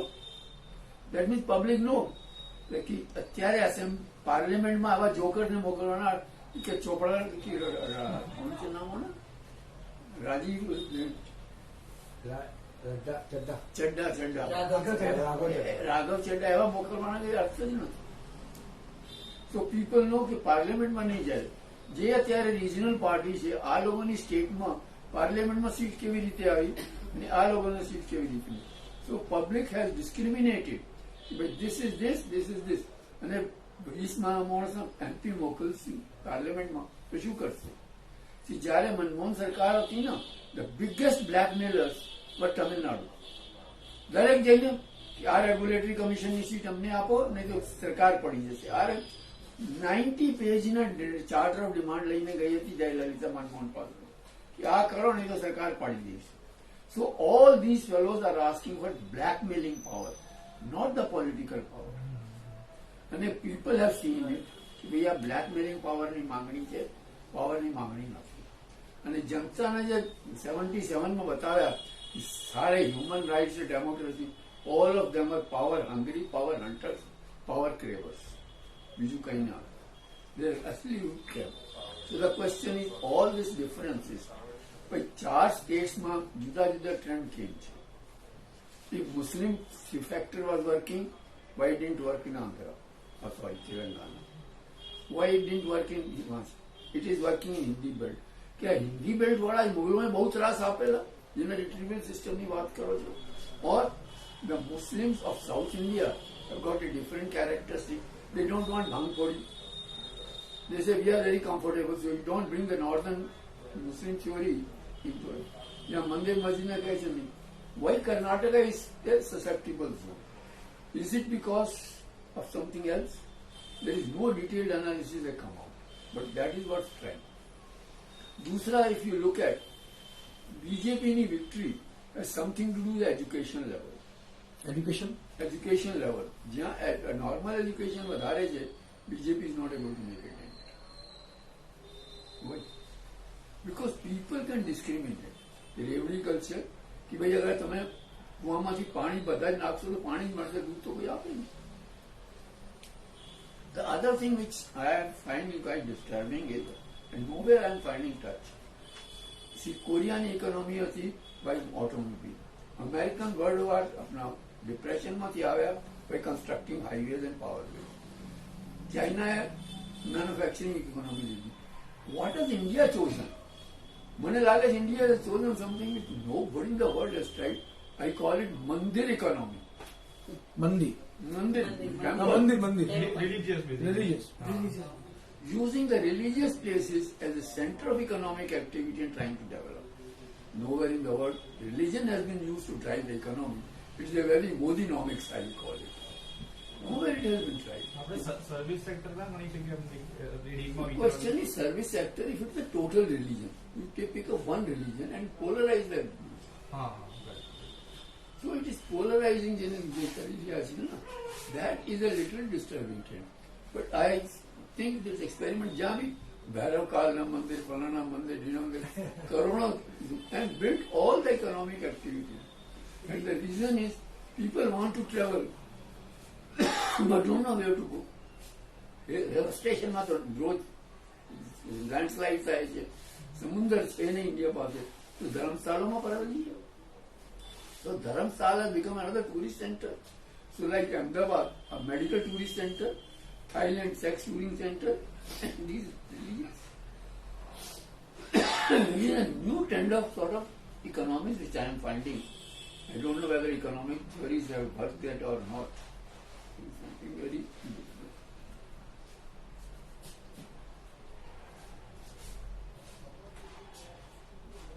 The question is again, yes, sorry. No. There is a very small difference between realism and welfareism. If I analyze the first thing,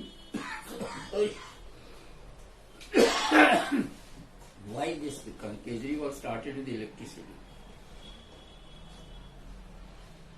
If you study the tariff structure, he has done it very intelligently. I am not going to details. I will only do a lot of political power rides on the electrical power.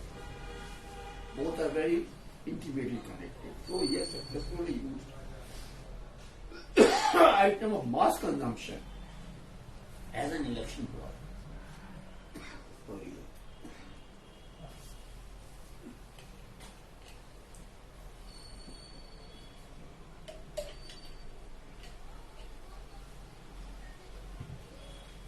But as you rightly pointed out, nobody is sort of clear. See, sometimes things happen in a flash. एक महीना पहला कहीं development था, the whole thing turned around. And today, if we are favoring Israel, there is a reason. Israel means America, or America means Israel. Today, Russia has become such a useless country कि एने पासे आप Iran से import કરી રહ્યા છે. મોટી technology level of Iran. જે સ્પેસમાં માણસો મોકલે એને પાસે એમ્યુનિશન નથી. કેમ? માણસો નથી પ્રોડક્શન માટે. જે માણસો છે પ્રોડક્શન માટે આ કામ નથી કરી રહ્યા.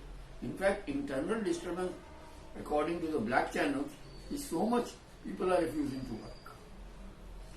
એમની પ્રોડક્શન કેપેસિટી જેટલી છે એટલે લોકો માણસો કામ નથી કરી રહ્યા. અને the whole thing when you look at the army strategy I study, because I have been a student of military history and military strategy. Whole army strategy of Israel has, Russia has failed. Then Putin doesn't know where to go. North Korea possibly mange che, any mange che. It is something very. So probably this factor, and again, Israel 1.4 crore and 40-50 billion arms ammunition તમને supply કરે છે. If it was not for Israel, India would have paid a very heavy price in Kargil. I don't know how many of you are aware. India ran out of ammunition. But तुम्हारी defense factory में ammunition खराब, or you misused it.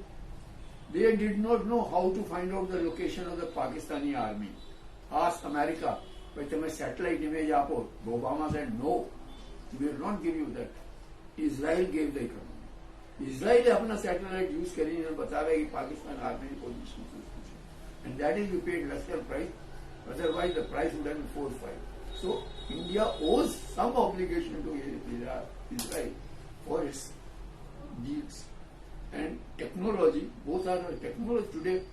Nixon or Reagan said, business of America is business. Today, Modi thinks the business of India is business. Doesn't matter. Election also business. Huh? Election for business. He is monetizing everything. मंदिर और में monetize करी ना क्या बाकी चीज रही. Thank you.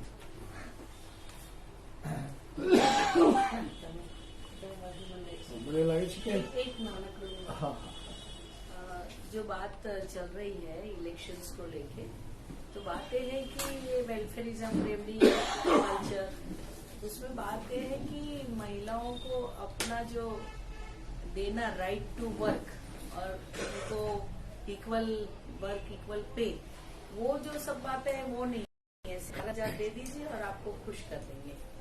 और जो प्रॉमिसेस दिए जाते हैं वो कभी इम्प्लीमेंट नहीं होते हैं. ना एजुकेशन का बजट बढ़ता है, ना हेल्थ का बजट बढ़ता है. तो पॉलिसी मैटर की अभी डिस्कशन नहीं हो रहे, वो सबसे बड़ा ये है. असेंबली हो या पार्लियामेंट हो, जो हम गवर्नमेंट को चूज करना चाहते हैं वो कौन सी पॉलिसी लेंगे उसके बारे में कोई डिस्कशन नहीं होते। एक तो कास्ट के आधार पे वोट बैंक पॉलिटिक्स करना और ऐसी रेवड़ी बांटना, उसको उसकी सफलता समझते हैं। और उसके साथ साथ जितना इलेक्शन का कैंपेन भी हुआ उसमें काफी लोअर लेवल का एक्यूजेशन, ये बातें भी इतना हल्का ढंग से हो रही थी। कभी कभी वो कैंपेन जानना सुनना भी अच्छा नहीं लग रहा था। और मिजोरम की बात हमने नहीं की, बात अलग है, पर मिजोरम के बारे में भी कभी डिस्कस करना चाहिए क्योंकि हम नॉर्थ ईस्टर्न स्टेट को, अभी भी मणिपुर के हाल अच्छे नहीं है और मणिपुर में काफी फिर से डेड बॉडीज मिलना शुरू हुआ है। बहुत चिंता की बात है, बहुत ही कंसर्न की बात है कि क्या चुनाव होने से ये सब सारे सवाल कोई गवर्नमेंट बना लेते हैं तो क्या ये सब सवाल को सॉल्व कर पाएंगे? जो वो अहम सवाल है उस पर हमारा फोकस नहीं हो रहा है। ईवीएम के बारे में जो बताया, वीवीपैट के बारे में हमारे राहुल भाई बार बार बोलते हैं कि वीवीपैट में जो ब्लैक मिरर लगाया है, ब्लैक कलर का, हम ईवीएम में जाते हैं बटन दबाने को तो वीवीपैट में हमें दिखना चाहिए कि मैंने जिसको दिया है वो ही उसमें पर्ची में दिखाई देना चाहिए, पर उसके लिए प्रोविजन नहीं है। क्या नहीं है? वो प्रोविजन नहीं दिखता है, वो ही डिस्प्यूटेबल बात है। वो काला मिरर लगा इसलिए दिखता नहीं है। और काउंटिंग में वो रैंडम टैली होता है, पूरा है बूथ आपके पास 300 बूथ है, उसमें से रैंडमली 5 बूथ के ईवीएम को टैली किया जाता है, उसकी पर्ची को वीवीपैट की। तो आप वो एश्योरेंस नहीं है। सुप्रीम में भी बार बार ये बात बताया गया। ईवीएम को लेके काफी बड़े एक्सपर्ट लोग भी काफी बार, लास्ट ईयर आईआईएम में भी एक बहुत बड़ा वेबिनार हुआ था। हमारे राहुल भाई तो काफी टाइम से उसको लेके कर रहे हैं। तो ईवीएम की जो ऑथेंटिसिटी है और उसको लेके जो ट्रांसपेरेंसी होनी चाहिए वो नहीं है, वो भी हमें समझना चाहिए। अगर आप लोगों को मैं याद दिला दूं कि ये धीरूभाई टेक्नोलॉजी इंस्टीट्यूट जो है गांधीनगर में, वो एक इंजीनियर आए थे फॉरेन कंट्री से ईवीएम को ही लेके डेमोन्स्ट्रेशन करने। उनको अहमदाबाद एयरपोर्ट पे भी अरेस्ट कर लिया गया था ताकि वो डेमोन्स्ट्रेशन नहीं कर पाए। इलेक्शन कमीशन बार बार बोलता है you have to prove it, पर आप डेमोन्स्ट्रेशन के लिए ईवीएम तो देते नहीं है। बोले आपको ईवीएम खुद को अरेंज करना है, अगर खुद अरेंज करते बोलते हैं चोरी किया है। तो ये जो कॉन्ट्राडिक्शन है, तो इलेक्शन कमीशन का अभी तो अपॉइंटमेंट का भी आने वाला है बिल, वो भी हम जानते हैं पार्लियामेंट में। तो जो सुप्रीम कोर्ट ने दिया था गाइडलाइन, उसको क्या ये गवर्नमेंट फॉलो करेगी? अगर लॉ नया बना के उसको चेंज कर सकती है और करने के कोशिश में है। तो ये जो विक्ट्री का माहौल है उसमें पार्लियामेंट सेशन भी चल रहा है और इतने सारे एंटी पीपल लॉज बनने वाले हैं, वो कितने खतरनाक हो सकते हैं। ये जम्मू एंड कश्मीर को लेके उन्होंने जो रीऑर्गेनाइजेशन और उसका बिल पास किया, उसको रिजर्वेशन का उसमें पास किया, हमें उसके कॉन्सिक्वेंसेस पता नहीं है, इसलिए हम उसको डिस्कस नहीं करते। तो उसके कॉन्सिक्वेंसेस क्या होंगे उसके तो आने वाले दिनों में ही पता चलेगा।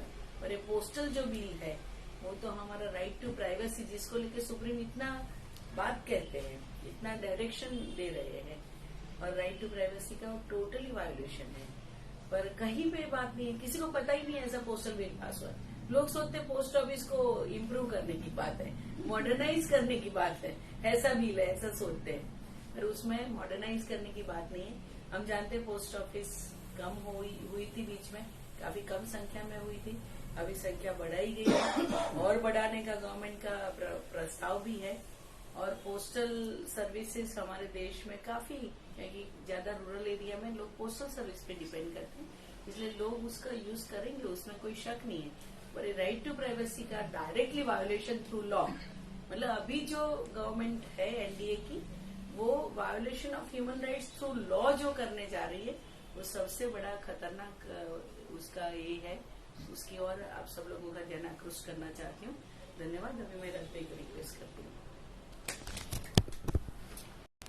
બીજું મુદ્દા જે છે આજે હ્યુમન રાઇટ્સ ઉપર છે, મેં થોડુંક બહુ લાંબુ ના લઈશ, થોડુંક બોલીશ. આપણે 10 તારીખે 10 तारीख को इंटरनेशनल ह्यूमन राइट डे मनाया जाता है और हम लगभग MSD की तरफ से हम लोग लास्ट 20 साल से हम लोग इसको मना रहे हैं।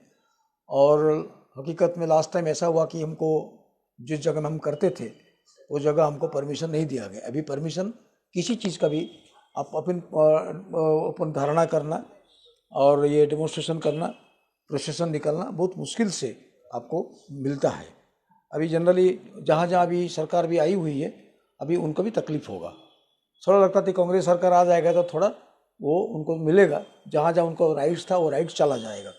तो ये इंटरनेशनल ह्यूमन राइट डे, तो first world war second world war के बाद ये जो दुनिया में जो हुआ उसको देखते हुए एक क्राई फॉर ह्यूमन राइट्स की बात हुई।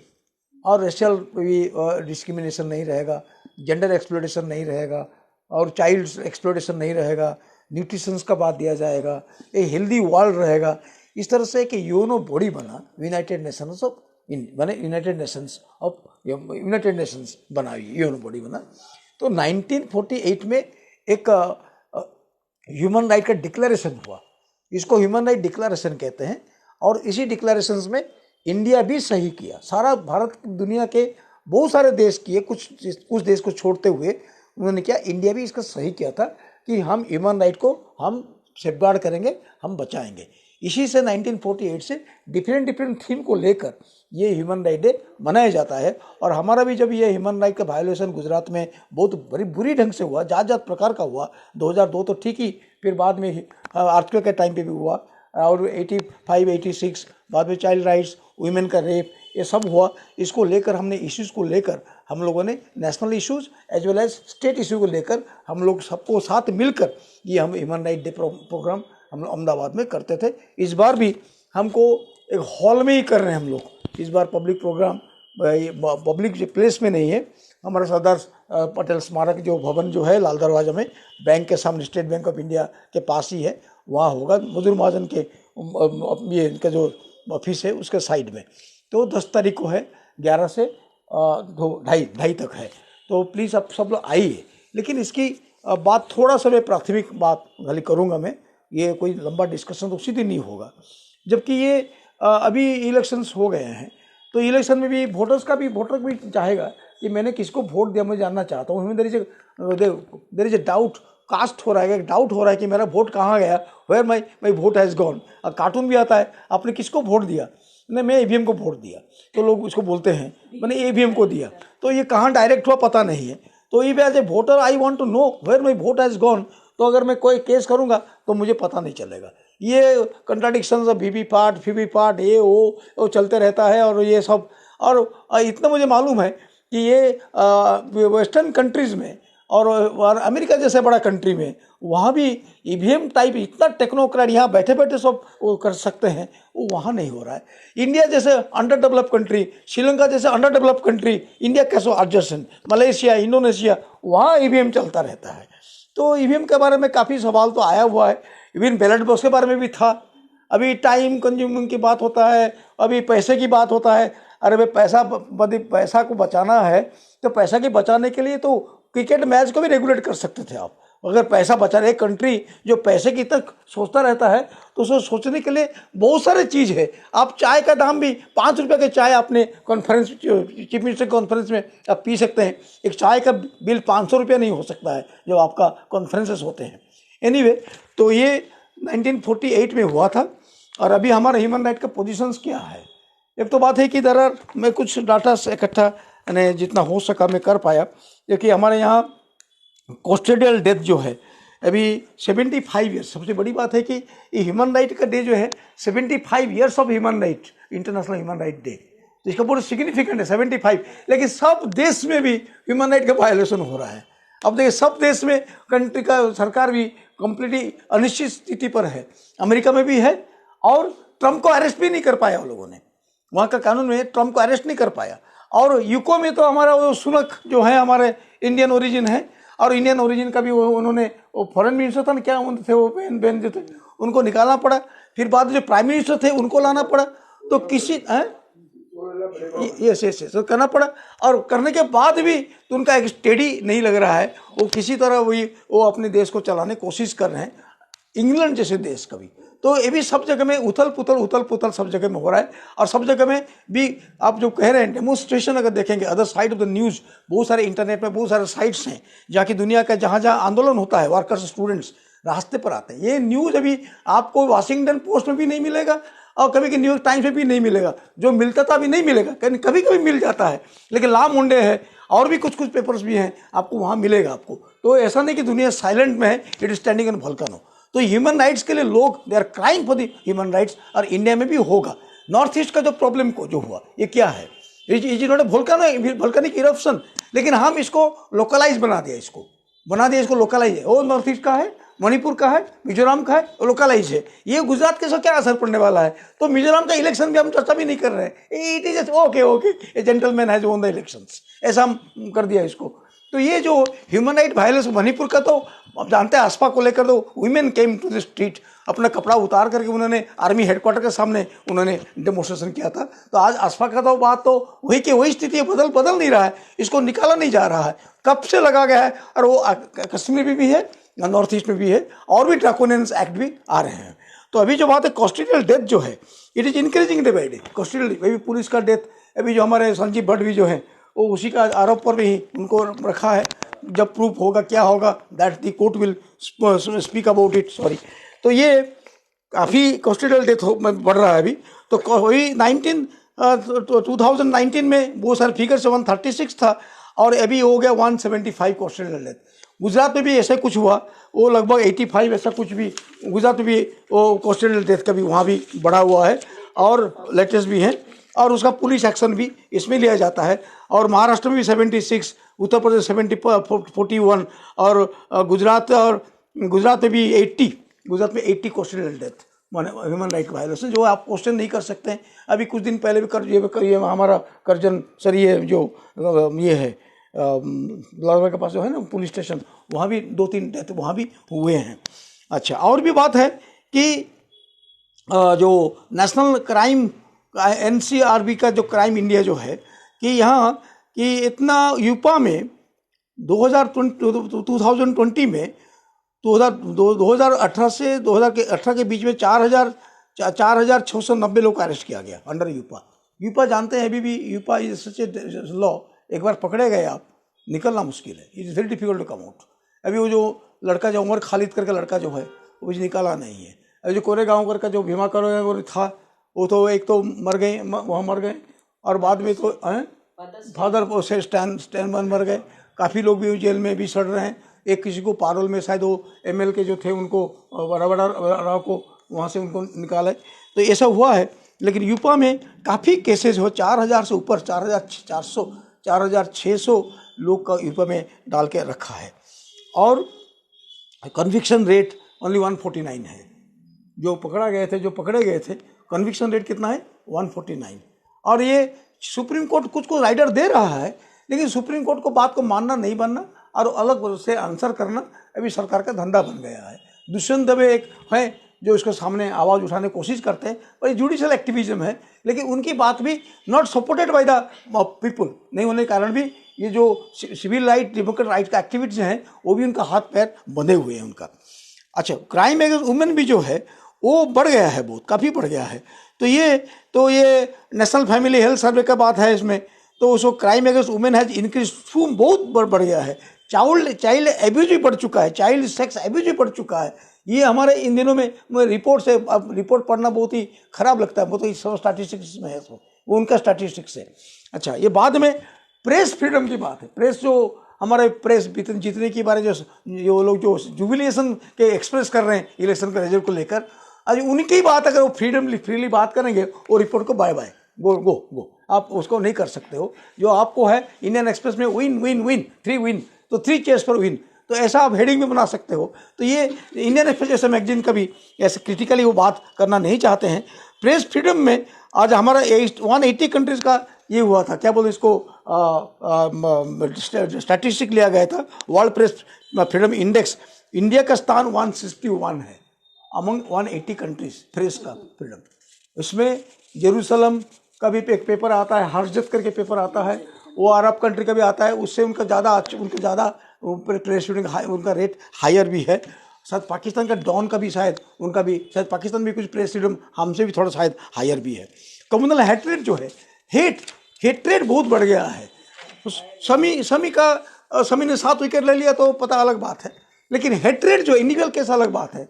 हेट्रेड जो है ये बात में कम्युनल हेट्रेड जितना राइट भारत आज़ादी टाइम पे भारत पाकिस्तान जब हुआ जितना हेट्रेड नहीं था।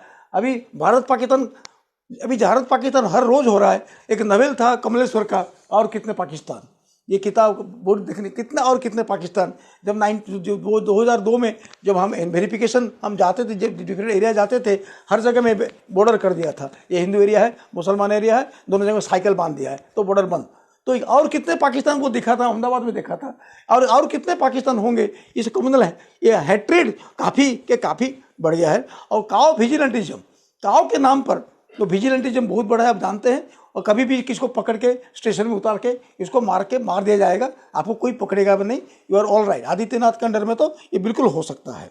और भी साथ में है कि जो करप्शन में, इंडिया तो करप्शन फ्री है, इलेक्शन में भी करप्शन नहीं होता है, तो करप्शन की बात होती है तो इंडिया का करप्शन का रैंक क्या है।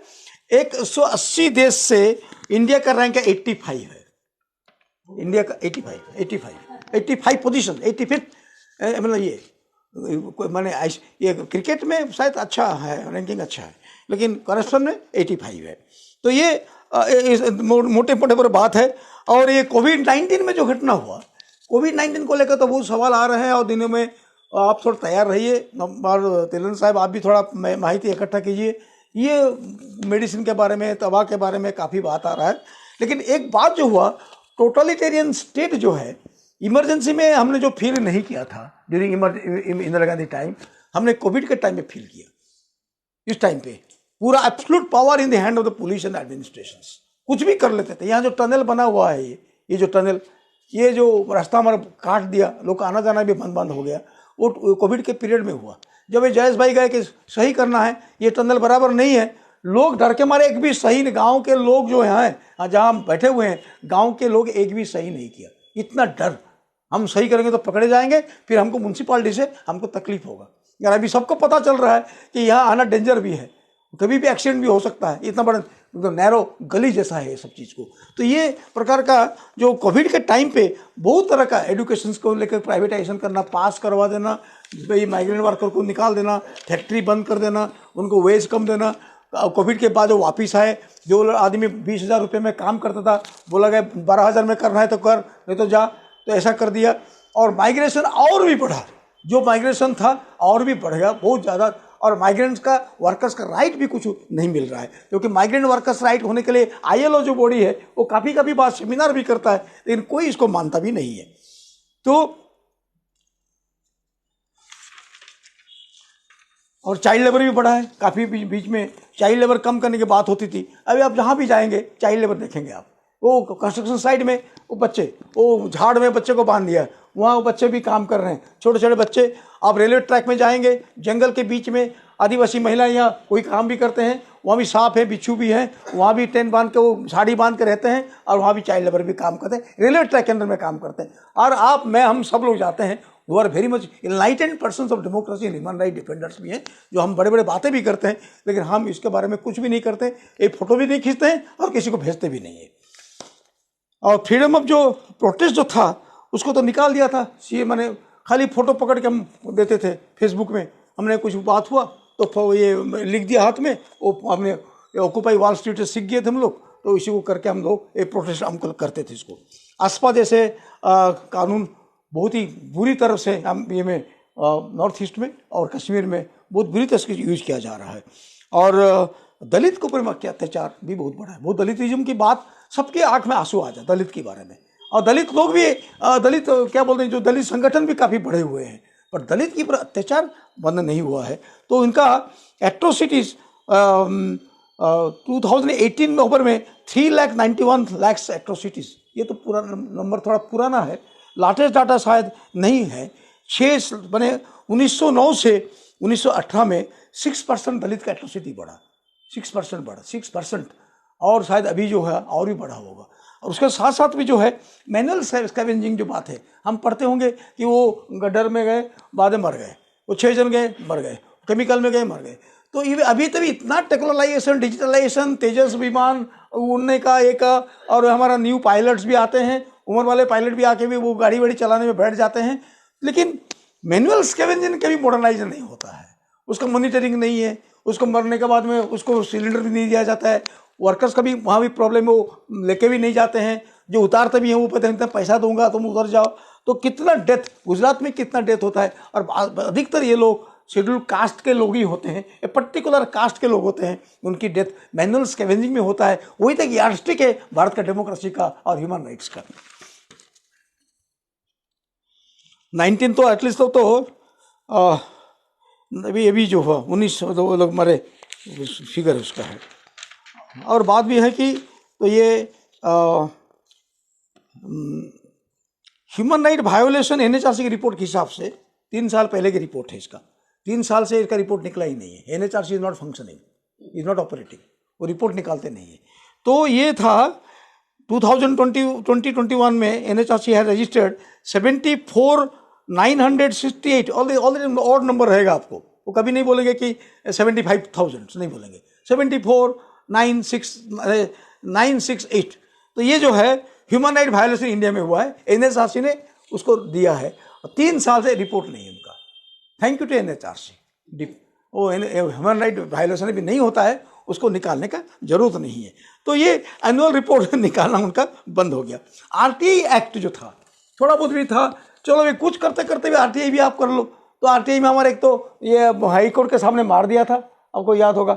एक आरटीआई एक्ट भी तो वहाँ ये अंजार में वो अपने साथ को जला के भी अपने वो मर गए, आपको मालूम होगा। तो आरटीआई अगर आप करोगे, आप अगर खोटा खोटी कुछ हुआ तो आपको ये होगा, आपको डिस्करेज भी किया जाता है, आपको कुछ दंड भी होगा, आपको ये भी हो गया। तो आरटीआई एक्ट भी वो चला गया।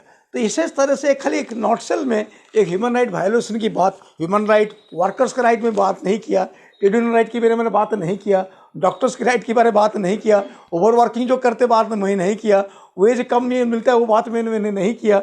और बाद में लेकिन मैं खाली इस मुद्दा ऊपर ऊपर बोला, constitutional death, child sexual crime, women, इसके बारे में खाली मोटा मोटा खाली बोला। लेकिन ओवरऑल आप देखेंगे पीपुल आर नॉट फीलिंग अपने पास राइट है। हाँ, कास्ट के नाम पे गाली दे सकता हूँ मैं, अगर मैं अपर कास्ट का हूँ दलित को गाली दूंगा, वो सुन लेगा, नहीं तो दलित वाला आएंगे, वो नहीं आएंगे, क्योंकि पुलिस में इसको सपोर्ट नहीं मिलेगा। मैं मुसलमान को, मैं मुस्लिम को मैं गाली दूंगा ना धर्म के नाम, पाकिस्तान चले जाओ, उसको भी गोली गाली दूंगा। वो पाकिस्तान क्यों जाएंगे? वो लोग जाना है तो पहले चले गए होते, नहीं गए वो लोग। जो जमींदार लोग गए और गरीब लोग तो यहीं रह गए। तो ये बात उनको पता नहीं थी, इतिहास को पता नहीं है। तो ये गाली इनको दे सकता हूँ मैं, वुमेन को गाली दे सकता हूँ, वुमेन को प्रति मेरा नज़र भी खराब रहेगा। इतना पोर्नोग्राफी बढ़ रहा है। ये मोबाइल में देखेंगे आप, ये भी एक फेसबुक पे रील करके आता है, फेसबुक में जैसे almost there are all nudity ही भरा हुआ है, ये बिल्कुल एब्सोल्यूट न्यूडिटी। बट आप लोगों का कोई विरोध नहीं है, यू आर नॉट प्रोटेस्टिंग। तो आप लोग विरोध नहीं करते, कौन करेंगे? पुरुष लोग क्यों करें? पुरुष लोग एंजॉय करते हैं सब।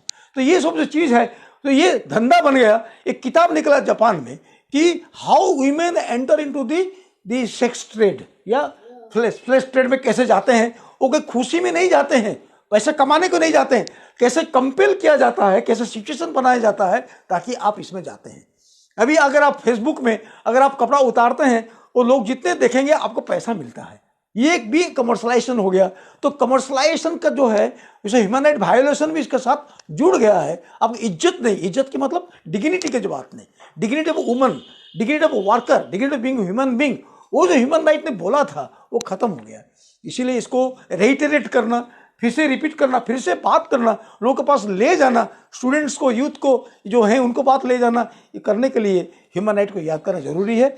और आपको मेरा भी अनुरोध है, आप लोग जहाँ भी जो भी सुन रहे हैं वो लोग भी, आप भी उस 10 तारीख को आप अपना घर में या मोहल्ले में, अपना स्कूल में या कॉलेज में, दफ्तर में बनाइए और साइट्स में जाके यूएन डिक्लेरेशन को पढ़िए, इसको खाली पढ़िए, एटलीस्ट डिस्कशन कीजिए, let people know it is a international human right. UNO ने बना के रखा है, जबकि यूएनओ को अभी इरेलेवेंट करने की कोशिश की जा रही है।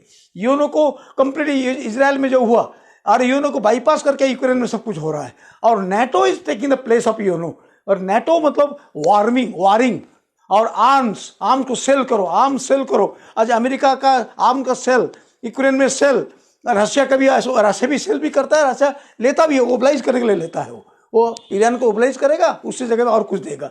ये सब जो नेटो को जो पोजीशनिंग लेना चाहता है, वार करने चाहता है यूएनओ की जगह में, ये बहुत डेंजरस जगह है।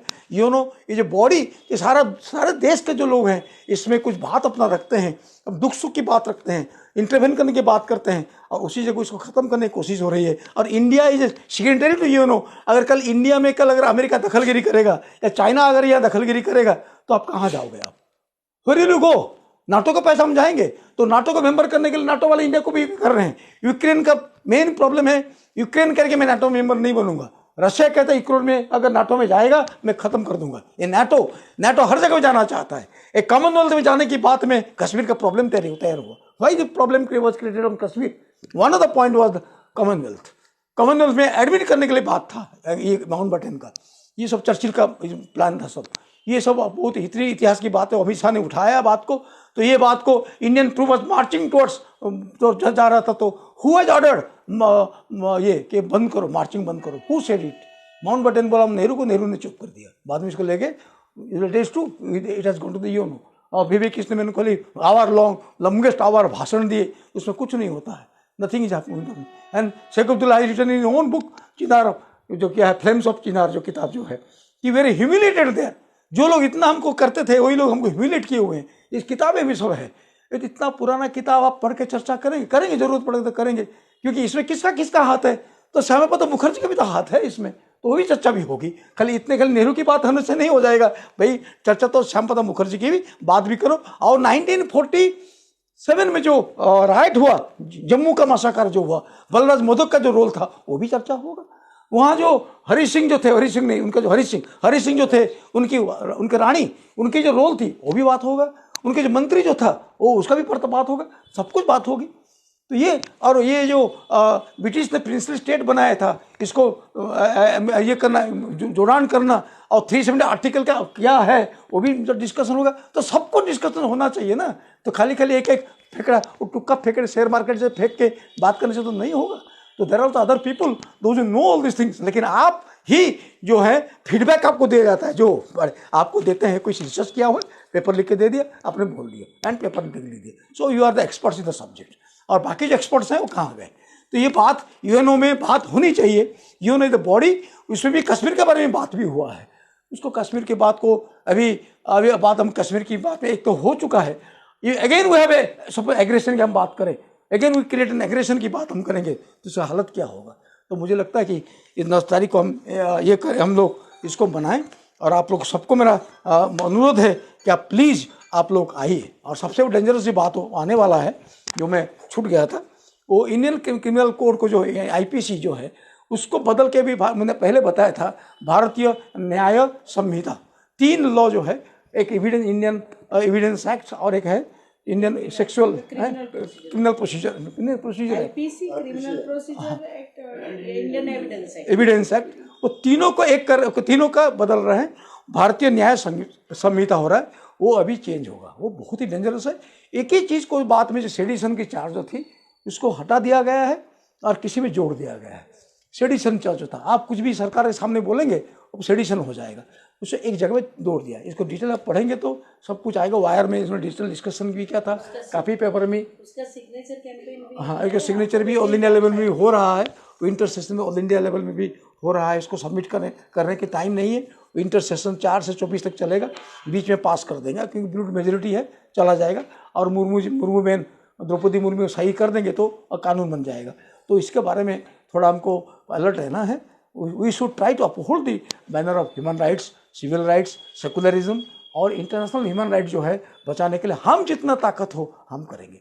और इसीलिए डेमोक्रेसी ट्रूथ स्टैंड, जब मिल्टन ने बोले थे कि माइनॉरिटी के साथ भी ट्रूथ होता है, अकेले अगर भी हो, माइनॉरिटी भी है।